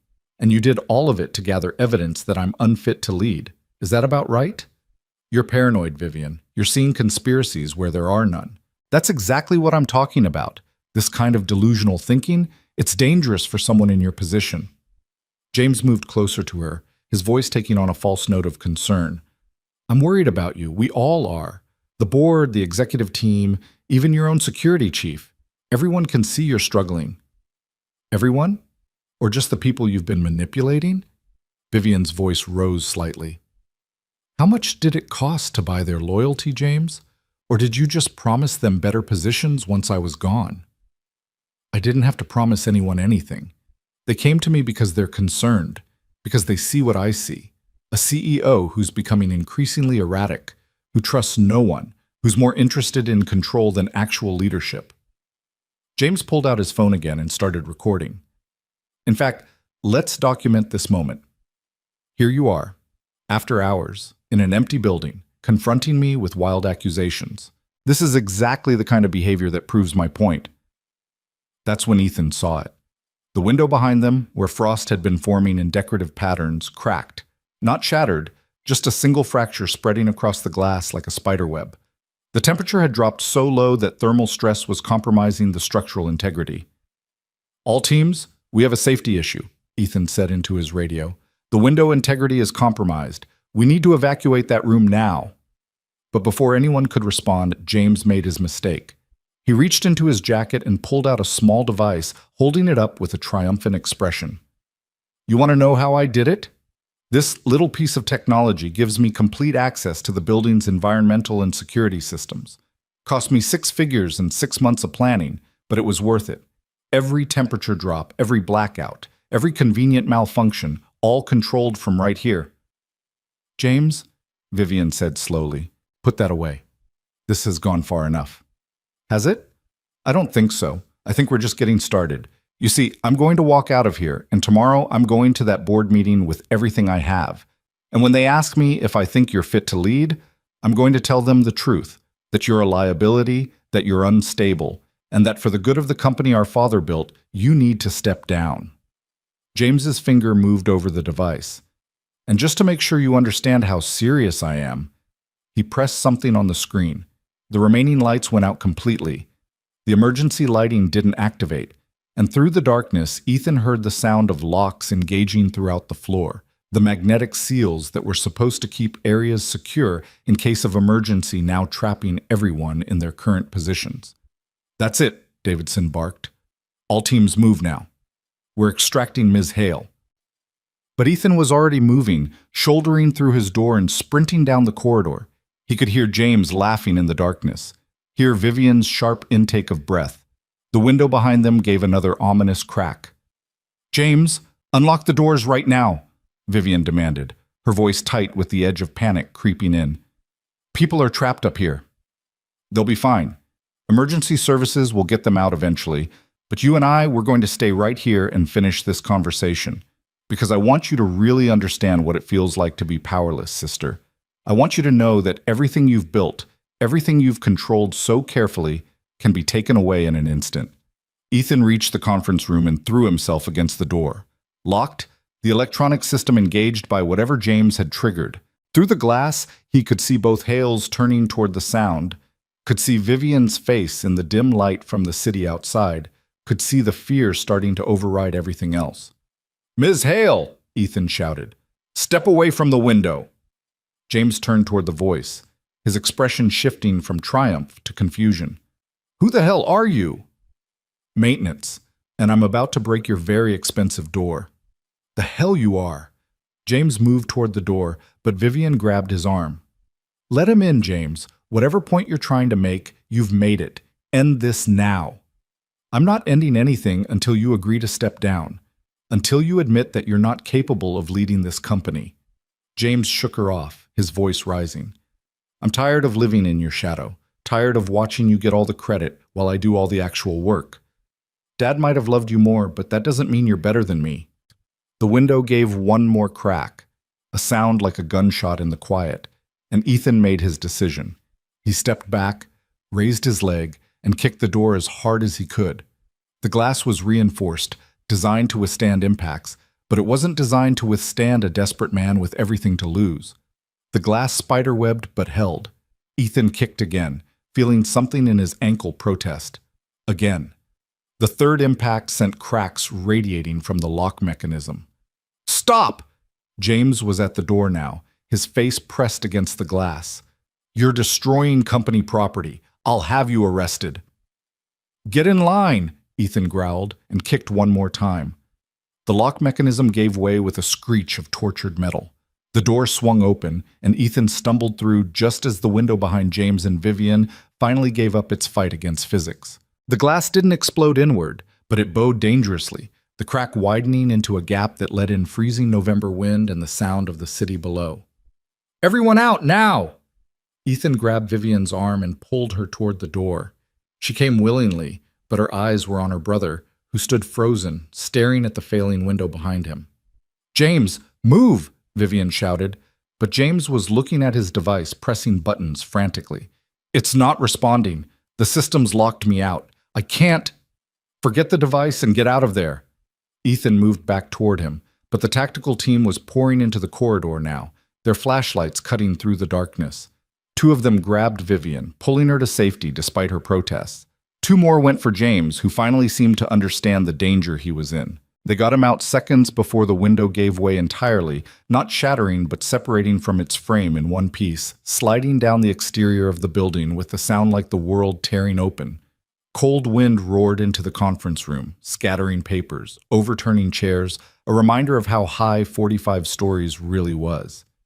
Ethan stood in the corridor, breathing hard, his ankle screaming, watching as security zip-tied James Hale's hands behind his back, while he sputtered protests about rights and lawyers and misunderstandings. Vivian stood against the opposite wall, wrapped in someone's jacket, her face pale but composed, watching her brother with an expression that held equal parts sorrow and steel. The device he had, Park was saying to Davidson. It's a custom-built system override controller. Whoever made this for him knew our systems inside and out. This is corporate espionage at minimum, possibly conspiracy to commit assault given the safety violations. James Hale, you're under arrest for corporate sabotage, criminal trespass, and reckless endangerment, Davidson said formally. You have the right to remain silent. This is insane, James struggled against the security officers holding him. I'm a VP of this company. You can't arrest me for trying to protect it from an unstable CEO. Actually, we can arrest you for hacking building systems and creating life-threatening situations, Davidson said coldly. The unstable CEO allegations? That's for the board to decide. The criminal charges? Those are going to a prosecutor. They led James away, still protesting, still trying to justify actions that had crossed so many lines there was no path back. The corridor slowly returned to normal as emergency services arrived, as building engineers assessed the damage, as lawyers descended like birds of prey on fresh roadkill. Through it all, Vivian stood silent, her arms wrapped around herself, watching the space where her brother had been. Ethan approached carefully, giving her room to refuse his presence. Ms. Hale, are you okay? She turned to look at him, and he saw tears she wouldn't let fall. My brother just tried to destroy me, used my own trauma against me, manipulated our company's systems, put innocent people at risk, all because he couldn't stand being second. So no, Ethan, I'm not okay. But I'm still standing, which is more than he expected. You're more than still standing. You caught him. You got evidence. Whatever he was planning, it's over now. Is it? Vivian's laugh was bitter. His accusations weren't entirely wrong. I do have panic attacks. I do have control issues. I did isolate myself because trusting people seemed more dangerous than being alone. She looked directly at Ethan. Maybe he should have won. Maybe someone without all my issues would be better for this company. Maybe someone without your issues would have crumbled the first time he attacked, Ethan said firmly. Maybe someone without your strength wouldn't have had the courage to set this trap in the first place. You're not perfect, Ms. Hale. Welcome to being human. But you're also not weak, and you're definitely not the villain in this story. Vivian studied him for a long moment, something shifting in her expression. You keep saving me. First the panic attack, then tonight. Why? Because someone needed to. And because Ethan paused, searching for words that felt true without being presumptuous. Because I know what it's like to feel like you're fighting alone. After my wife left, after Sophie was diagnosed with anxiety disorder, I felt like I was drowning and nobody noticed. Mrs. Chen noticed. She showed up with food and babysitting and didn't ask for anything in return except that I keep trying.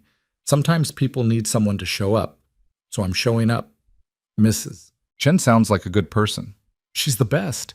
You'd like her. She's bossy and honest and doesn't care about anyone's title. That got a small, genuine smile from Vivian. I think I would like her. The smile faded. What happens now? Elizabeth Hale appeared before Ethan could answer, her expression professionally neutral, but her eyes sharp. What happens now is you go home, get some sleep, and tomorrow we deal with the fallout. The board will want answers, the media will want statements, and we need to decide how to handle James's arrest without creating a public relations nightmare. Handle it transparently, Vivian said tiredly. No cover-ups, no spinning the story. He committed crimes, he endangered people, and he's facing consequences. If the board has a problem with that, they can join him in explaining themselves to authorities. That's a bold strategy. I'm tired of not being bold. I'm tired of hiding and controlling and trying to manage every perception. Vivian straightened, and Ethan saw the CEO emerging from the exhausted woman. James was right about one thing. I have isolated myself. But that changes now. No more operating from fear. If people want to judge me for having anxiety, let them. At least they'll be judging the truth instead of whatever fiction he was selling. Elizabeth nodded slowly. I'll draft a statement for tomorrow. But Vivian? That speech about transparency and truth? Save it. The board isn't ready for radical honesty. They're ready for damage control and careful messaging. You can be brave, but be strategic too. After Elizabeth left to coordinate with the various authorities and departments, Vivian turned back to Ethan.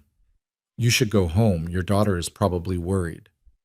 Mrs. Chen knows I'm working late, but you're right. I should check in. Ethan pulled out his phone and sent a quick text, receiving an immediate response with a photo of Sophie asleep, clutching her elephant. The tightness in his chest eased slightly. "She's beautiful," Vivian said, glancing at the photo over his shoulder. "She looks peaceful." "She is when she's asleep. Awake, she's a tornado of questions and energy and worry." Ethan smiled. "Best thing that ever happened to me, even on the hard days." "You're a good father. She's lucky to have you." "I'm lucky to have her. She's the reason I get up every morning, the reason I keep trying when everything else feels impossible." Ethan pocketed his phone and met Vivian's eyes. "What about you? Do you have anyone checking in on you tonight, making sure you're really okay after all this?" Vivian's expression shuddered slightly. "I have security, I have lawyers, I have more people than I can count making sure I'm physically safe and legally protected." "That's not what I asked." She was quiet for a long moment, and when she spoke, her voice was softer than he'd ever heard it. "No, I don't have anyone checking in to make sure I'm okay. That's what happens when you build walls high enough. Eventually, nobody bothers trying to climb them anymore." Ethan made a decision that was probably foolish, almost certainly overstepped professional boundaries, but felt right anyway. "I'm checking in. And not as an employee or as part of some security protocol, as someone who knows what it's like to go through hell and pretend everything's fine." "Are you okay, Vivian?" The use of her first name, the directness of the question, seemed to crack something open in her. "No, I'm angry and hurt and relieved and exhausted all at once. My brother hated me enough to try to destroy me. My own family couldn't stand my success enough to let me have it without sabotage. And the worst part is, I keep wondering if he was right. If I am too broken to lead, too damaged to be trusted with responsibility." "He was wrong," Ethan said with absolute certainty. "Being wounded doesn't make you broken. Having anxiety doesn't make you unfit. Needing help doesn't make you weak. You know what makes someone unfit to lead? Being willing to hurt people to get what you want, which is exactly what James did, and exactly what you refused to do." Vivian's eyes glistened with unshed tears. "You barely know me. How can you be so sure?" "Because I've seen you at your worst and your best. I've seen you panicking in a locked room, and I've seen you walk into a trap to protect your company. I've seen you treat a maintenance worker with more respect than most people show their equals. Maybe I don't know your favorite color or how you take your coffee, but I know the things that matter. And what I know says you're exactly where you're supposed to be, doing exactly what you're meant to do." A single tear escaped down Vivian's cheek before she brushed it away impatiently. "Thank you. For tonight, for all of it. I know I keep saying that, but I don't know how else to express what you've done." "You don't have to express anything. Just don't let James's poison convince you to be less than you are. The world needs people who lead with strength and compassion. Don't let him take that from you." Vivian nodded, composing herself. "Go home to your daughter, Ethan, and tomorrow, take the day off. You've earned it, and Sophie deserves time with her father after he spent the night playing hero." "I'm not a hero. I'm just a guy who kicks in doors when necessary." "Then I'm glad you're the door-kicking type." Vivian extended her hand formally, and Ethan shook it, feeling the tremor in her grip that she was trying to hide. "Good night, Ethan, and thank you. Again." He left her there, surrounded by the organized chaos of an incident being processed and documented, and made his way to the elevator. His ankle throbbed, his body ached from adrenaline crash, and his mind kept replaying the moment when that window finally gave way, the sound of it sliding down the building like the end of something. But they'd survived. Vivian had survived. James was in custody, the threat was neutralized, and tomorrow the real work of healing and rebuilding would begin. Ethan drove home through streets that were finally quiet, the rain having moved on to terrorize some other city. He picked up Sophie from Mrs. Chen's apartment, carrying his sleeping daughter to their own place, tucking her into bed with her elephant and a kiss on her forehead. "Love you, baby girl," he whispered. "Tomorrow we feed the ducks." "I promise."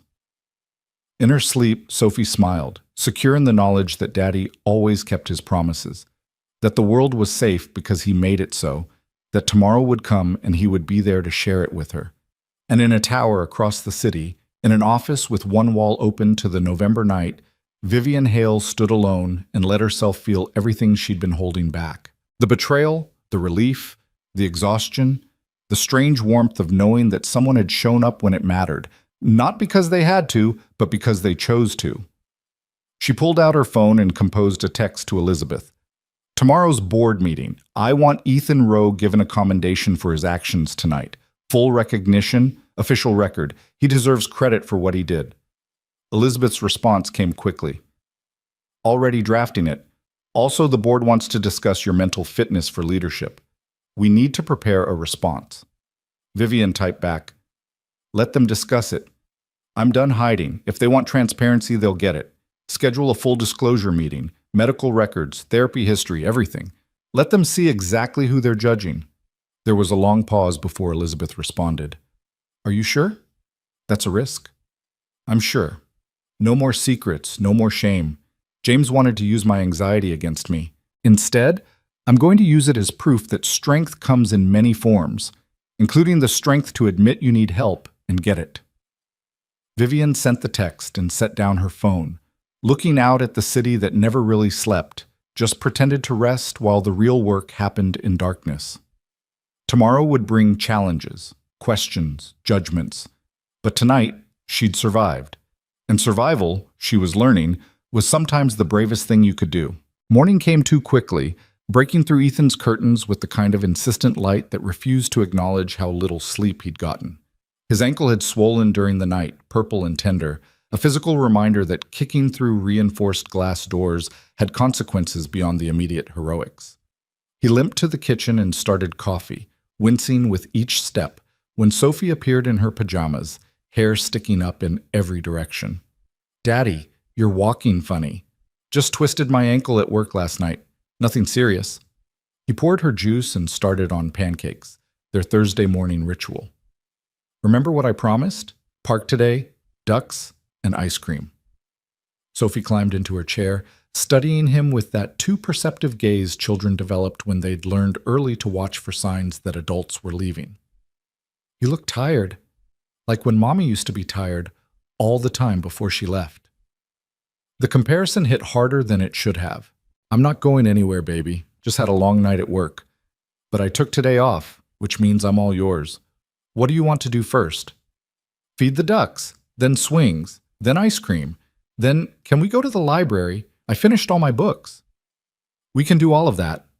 Ethan flipped the pancakes, grateful for the normalcy of this routine, for Sophie's trust that today would unfold exactly as promised. Go get dressed. Something warm. It's going to be cold by the water. While Sophie got ready, Ethan checked his phone. 17 messages, most from work. He scrolled through them, piecing together the aftermath of last night. James Hale had been formally charged with multiple felonies. The board was meeting this afternoon. Media outlets were requesting comments about the incident at Hale Industries headquarters. And buried in the work messages was one personal text from an unknown number. This is Vivian. Elizabeth gave me your number. I wanted to check if you're okay. Your ankle looked bad when you left. Please take care of yourself. And thank you again for everything. Ethan stared at the message, unsure how to respond. The distance between their worlds felt simultaneously vast and irrelevant after last night. Finally, he typed back, Ankle's sore, but I'll live. More importantly, how are you doing? Last night was a lot. The response came quickly. Preparing for the board meeting, Elizabeth thinks they'll try to use James's accusations to force my resignation. I'm planning to give them more honesty than they bargained for. Wish me luck. You don't need luck. You need to remember that you're exactly where you're supposed to be. Anyone who can't see that isn't worth convincing. There was a long pause before she replied, Ethan Rowe, maintenance technician and surprisingly good therapist. Thank you. That helps more than you know. Sophie reappeared, wearing her purple jacket and rain boots despite the clear sky. I'm ready. Can we go now? Ethan pocketed his phone and focused on what mattered most. Let's go feed some ducks. The park was quiet on a Thursday morning, mostly occupied by retirees and parents with toddlers. Ethan and Sophie walked slowly to accommodate his ankle, stopping at the small store to buy duck food despite Sophie's argument that bread would work fine. At the pond, they scattered pellets while ducks paddled over with enthusiastic quacking, and Sophie laughed with pure joy at their aggressive politeness. That one's named Henry, she decided, pointing at a particularly bold mallard. And that one's George, and that one's... Let me guess. Princess? No, Daddy. That's obviously Gerald.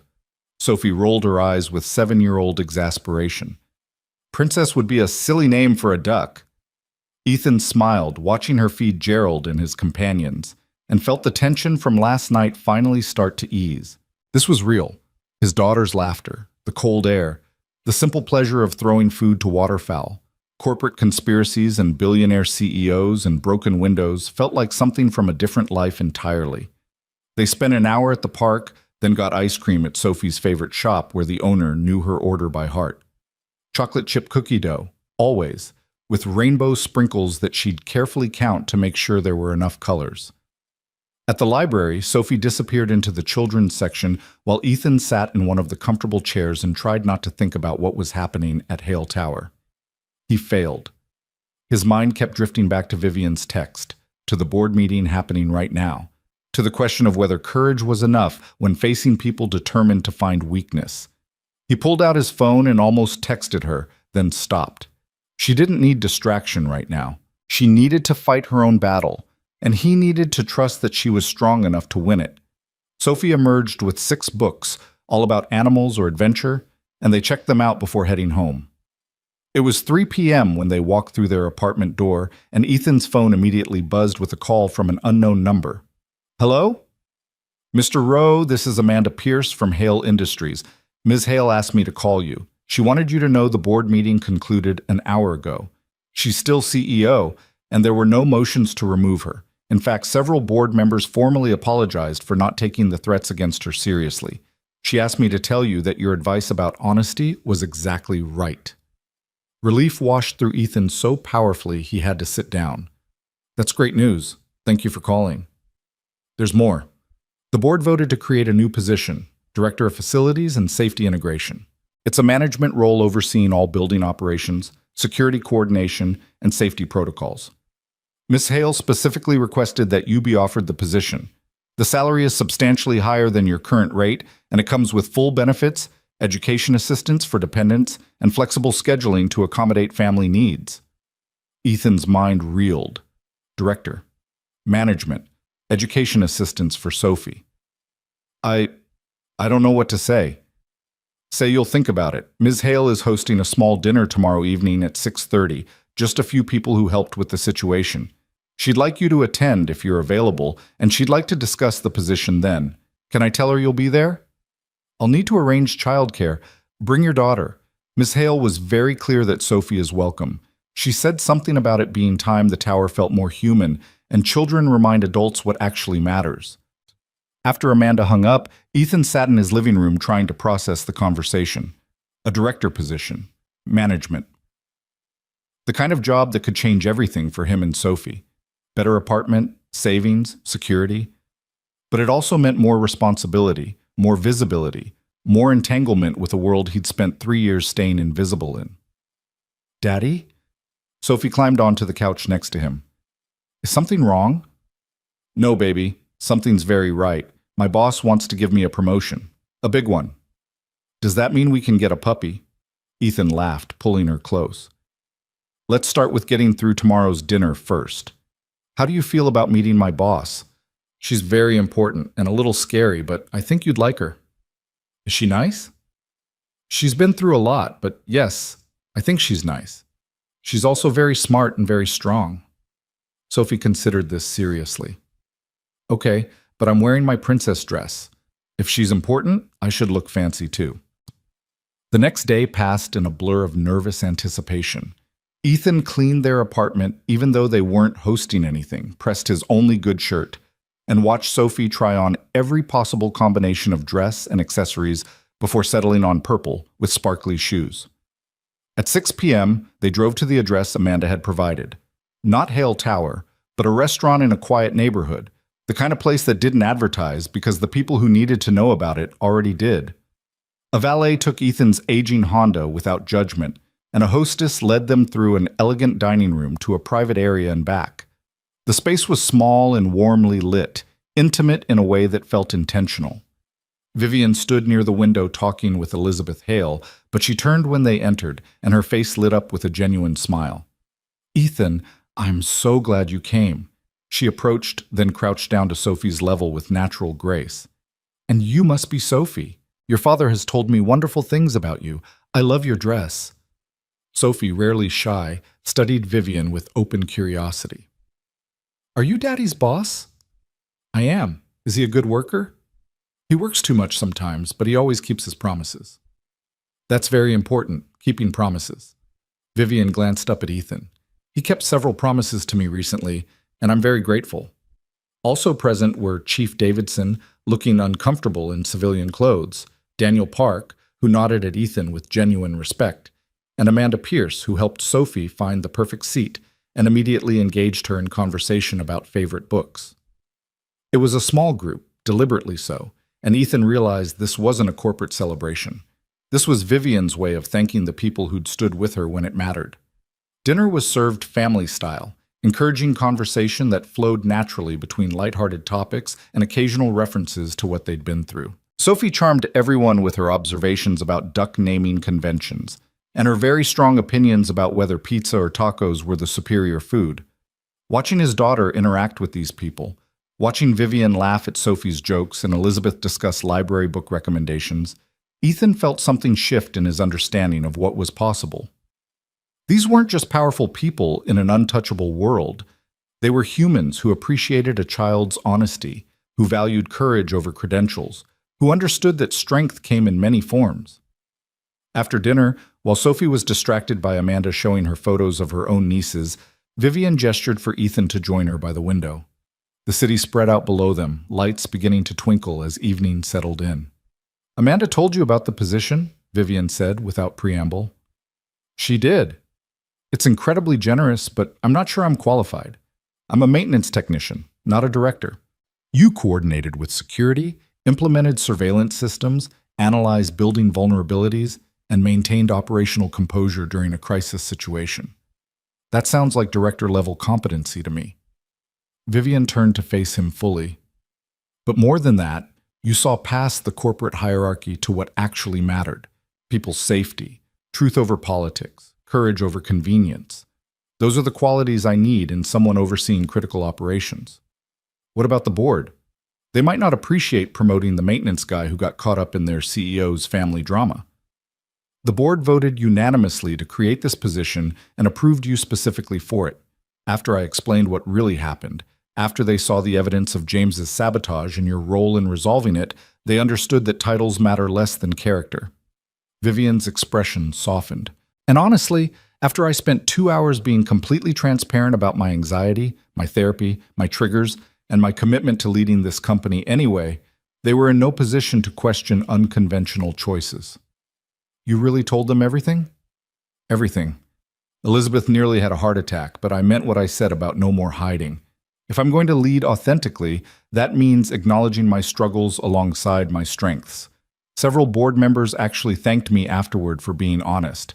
Apparently 2 of them have family members with anxiety disorders, and my willingness to discuss it openly meant something to them." Ethan shook his head in admiration. "That took incredible courage." "I learned from someone who kicked down a door to help a near stranger during a panic attack. If that's not courage, I don't know what is." Vivian paused, choosing her next words carefully. "I want you to take this position, Ethan. Not because I owe you, but because you'll be genuinely good at it. But I also understand if you prefer to stay where you are. Visibility has costs, and you've worked hard to build a stable life for Sophie. I won't pressure you." Ethan looked across the room at his daughter, who was showing Amanda her sparkly shoes with infectious enthusiasm. He thought about all the years of staying invisible, of keeping his head down, of building walls around their small life to keep it safe. Those walls had protected them, but they'd also limited what was possible. "Can I ask you something?" Ethan said. "When you decided to be transparent with the board, were you scared?" "Terrified. I was convinced they'd use my honesty against me, that vulnerability would be seen as weakness." "But you did it anyway." "I did it anyway, because living behind walls was killing me slowly, and I decided that if I was going to fall, I'd rather fall while being authentic than succeed while being false." Vivian met his eyes. "Why do you ask?" "Because I've been doing the same thing, building walls, staying small, convincing myself that safe was the same as good. But watching Sophie tonight, seeing her interact with all of you without fear, I realized I'm teaching her to be brave by showing her I'm willing to try new things, even when they're scary. Ethan took a breath. I'll take the position, and I'll do everything I can to deserve the trust you're placing in me. Vivian's smile was radiant. You already deserve it. Welcome to the leadership team, Director Rowe. They shook hands formally, then Vivian laughed and pulled him into a brief hug that surprised them both. Thank you, she said quietly, for everything. For seeing past the CEO to the person. For helping when you didn't have to. For reminding me that asking for help isn't weakness. Thank you for taking a chance on the maintenance guy who accidentally walked into your life at the worst possible moment. I'm starting to think it was the best possible moment, just terrible timing. Vivian released him and stepped back. Now go be with your daughter. She keeps looking over here to make sure you're okay. She loves you very much. She's my whole world. I can tell. And Ethan, the education assistance in your benefits package? That includes private school tuition if you want it. Sophie mentioned she's interested in science. I know several excellent schools with strong STEM programs. Just something to consider. Ethan's throat tightened with emotion he couldn't quite name. Gratitude, certainly, but also something deeper. The feeling of being seen, of being valued, not despite his circumstances, but including them. I'll definitely consider it. Thank you. The dinner wound down with promises to coordinate start dates and training schedules. Sophie fell asleep on the drive home, clutching a small toy elephant that Vivian had quietly given her, saying it reminded her of courage and memory. Ethan carried his daughter upstairs, tucked her into bed with both her stuffed elephant and the new one, and sat in the dark living room thinking about how dramatically life could change in just a few weeks. He'd started this month as an invisible maintenance worker, content with his small life and modest ambitions. He was ending it as a director with opportunities he'd never imagined, not because he'd sought them, but because he'd chosen to show up when someone needed help. His phone buzzed with a text from Mrs. Chen. Heard from Amanda about your promotion. So proud of you. Sophie will be thrilled. You deserve good things, Ethan. Finally, you're getting some. He responded with gratitude, then saw another message, this one from Vivian. Thank you again for coming tonight. Sophie is delightful, and watching you with her reminded me what good parenting looks like. You're raising a remarkable human. Also, I meant what I said about the schools. No pressure, but I can make introductions if you'd like. Sleep well, Director Rowe. Ethan smiled and typed back, Sophie loved meeting you. She asked on the drive home if you were a princess because you seemed important and kind. I told her you were something better, someone who worked hard and stayed brave even when things were difficult. She said that sounded better than being a princess anyway. See you Monday, Ms. Hale. Her response was immediate. At some point, you're going to have to start calling me Vivian, but we'll work up to that. Good night, Ethan. The following Monday, Ethan arrived at Hale Tower in a suit that still felt foreign, but was necessary for his new role.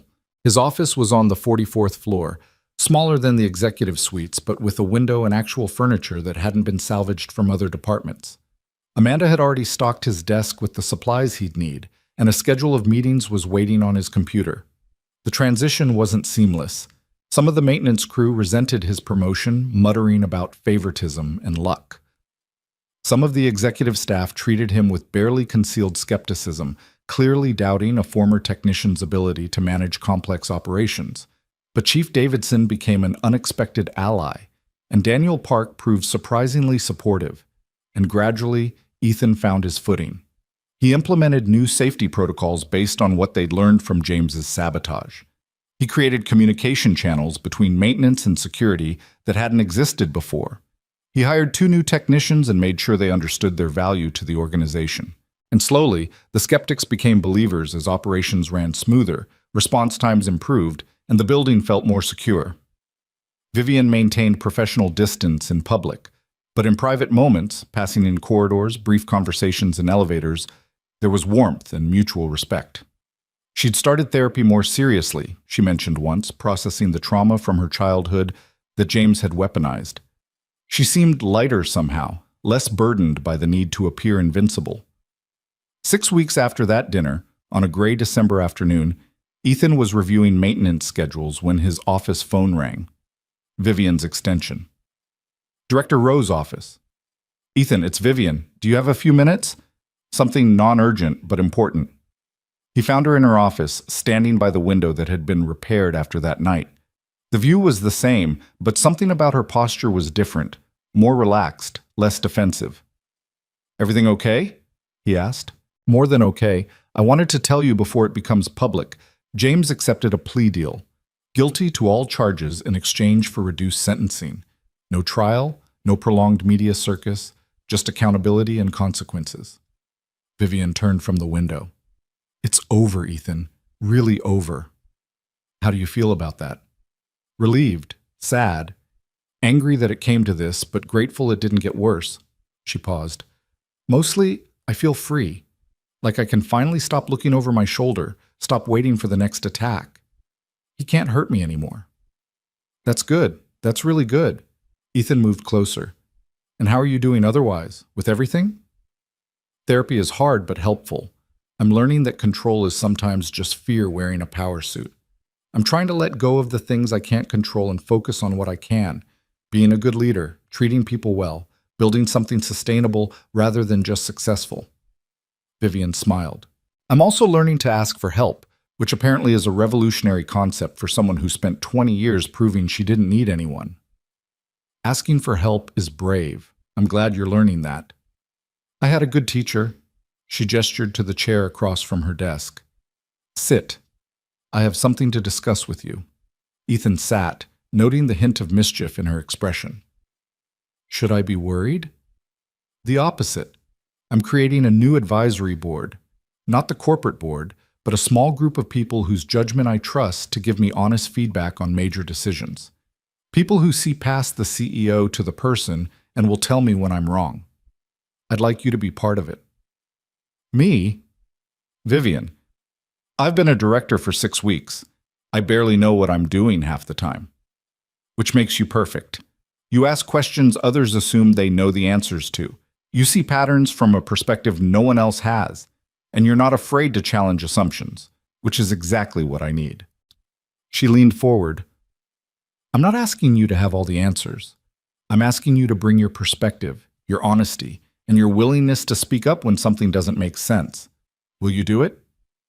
Ethan thought about the maintenance worker who'd stumbled into a CEO's private suite and accidentally changed both their lives. He thought about Sophie, who'd taught him that bravery was trying new things, even when they scared you. He thought about the promise he'd made to himself to stop hiding behind walls. I'll do it. But I'm going to ask really inconvenient questions sometimes. I'm counting on it.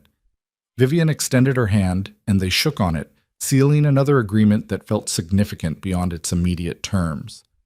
As Ethan stood to leave, Vivian called after him. Ethan, thank you for everything you've done, everything you continue to do. This company is better because you're here. I'm better because you're here. The feeling is mutual. I'm exactly where I'm supposed to be. Walking back to his office, Ethan pulled out his phone and texted Sophie's school to let them know he'd be there for pickup today. Then he texted Mrs. Chen to see if she wanted to join them for dinner, his treat, because he'd just gotten another raise, and because some people deserved to be celebrated for showing up when it mattered. That evening, Sophie, Mrs. Chen, and Ethan sat in their favorite pizza place, the one with the arcade games and the cheerful chaos of families sharing meals. Sophie was explaining her science project with enthusiasm, gesturing wildly enough that Ethan had to rescue her water glass twice. And then the volcano erupted, and it was so cool. Miss Peterson said mine was the best in the class. Sophie paused in her story. Daddy, are you happy? The question caught him off guard. Of course I'm happy, baby. Why do you ask? Because you smile more now, like real smiles. Not the ones you do when you're trying to make me feel better, but you're actually worried. Sophie tilted her head, studying him with that too-old wisdom. You used to be worried all the time, but now you're different, lighter. Mrs. Chen reached over and squeezed Ethan's hand.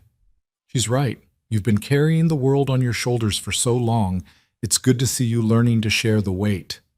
Ethan looked at his daughter, at this wise, perceptive child who saw more than he gave her credit for, and felt his throat tighten with emotion. You know what? I am happy, really happy. Things are good, and they're going to keep getting better. Is it because of your new job? Partly, but mostly it's because I remembered that being scared is okay, as long as you don't let it stop you from trying. And because I have you, which means I have everything that matters. Sophie considered this seriously, then nodded. Can we still get a puppy, though? Let's start with moving to a bigger apartment first, then we'll talk about puppies. But Daddy, you said... I said we'd talk about it, and we will. I promise. Ethan ruffled her hair, laughing at her exaggerated pout. When have I ever broken a promise to you? Never, Sophie admitted. You always keep your promises. That's why you're the best daddy ever. Later that night, after Sophie was asleep and Mrs. Chen had gone home with another care package of leftovers, Ethan stood at his apartment window looking out at the city.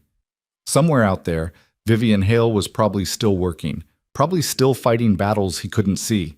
But she was fighting them with more support now, with people who cared about the person behind the title. His phone buzzed with a text from her. Sophie was right at dinner. You should definitely get a puppy. I have it on good authority that children who grow up with pets develop excellent empathy and responsibility. Also, puppies make everything better. Sleep well, friend.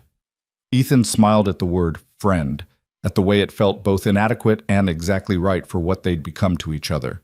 Not boss and employee, not CEO and director, but two people who'd stumbled into each other's lives at exactly the right moment and chosen to keep showing up for each other afterward. He typed back, already researching shelters, Sophie wants to name it Gerald, after the duck. Fair warning, you'll be expected to meet said puppy once we get one. Apparently anyone Daddy talks about is automatically Sophie's friend too, and friends need to meet important family members. Her response made him laugh. I'm honored to be included. Haven't been anyone's friend in a long time. I'll bring appropriate puppy meeting gifts. Good night, Ethan. Thank you for being exactly who you are. Good night, Vivian. Thank you for seeing who that was. Ethan set down his phone and walked through his small apartment, already mentally measuring spaces in the larger place they'd move to soon. He checked on Sophie one more time, watching her sleep with both elephants clutched close, and felt a contentment he hadn't known was possible. Life had thrown him into chaos, had challenged everything he thought he knew about his place in the world. It had been terrifying and difficult and completely unexpected, but it had also been the best thing that could have happened because it had forced him out of hiding and into living. He'd learned that walls built for protection could also become prisons. That vulnerability was strength in disguise. That showing up for someone, even when it was inconvenient or scary, could change everything. The titles mattered less than character, and power meant nothing without compassion. Most importantly, he'd learned that second chances were real, that healing was possible, and that sometimes the person you saved ended up saving you right back. The rain started again, gentle this time, a soft percussion against the windows that sounded like possibility rather than warning.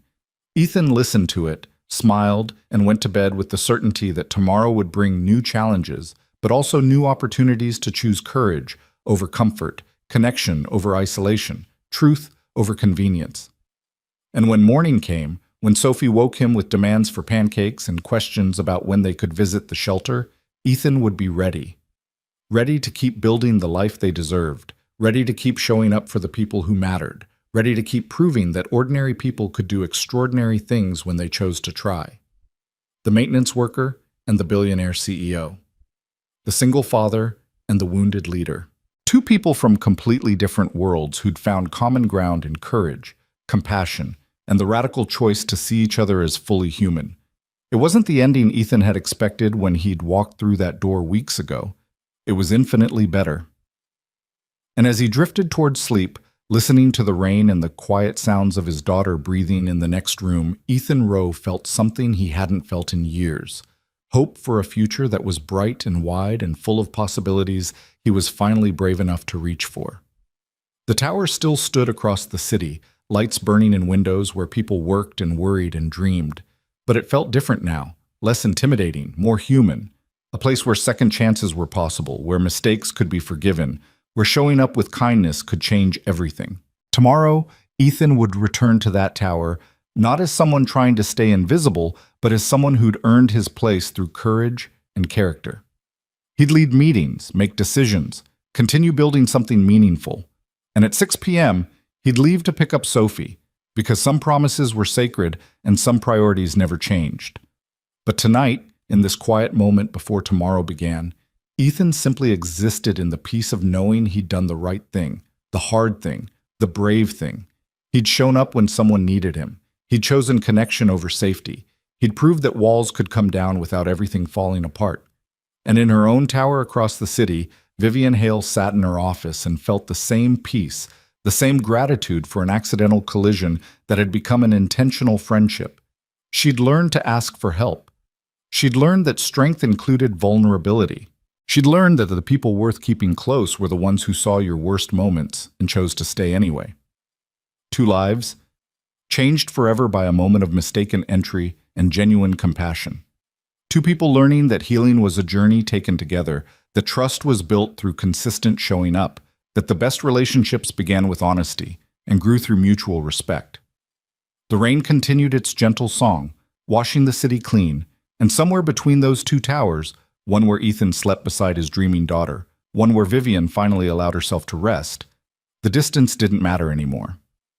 They'd found what everyone searches for, connection that transcended circumstance, understanding that didn't require explanation, friendship that asked nothing but offered everything, and that in the end was worth more than any title, any salary, any success that came without soul. It was worth everything.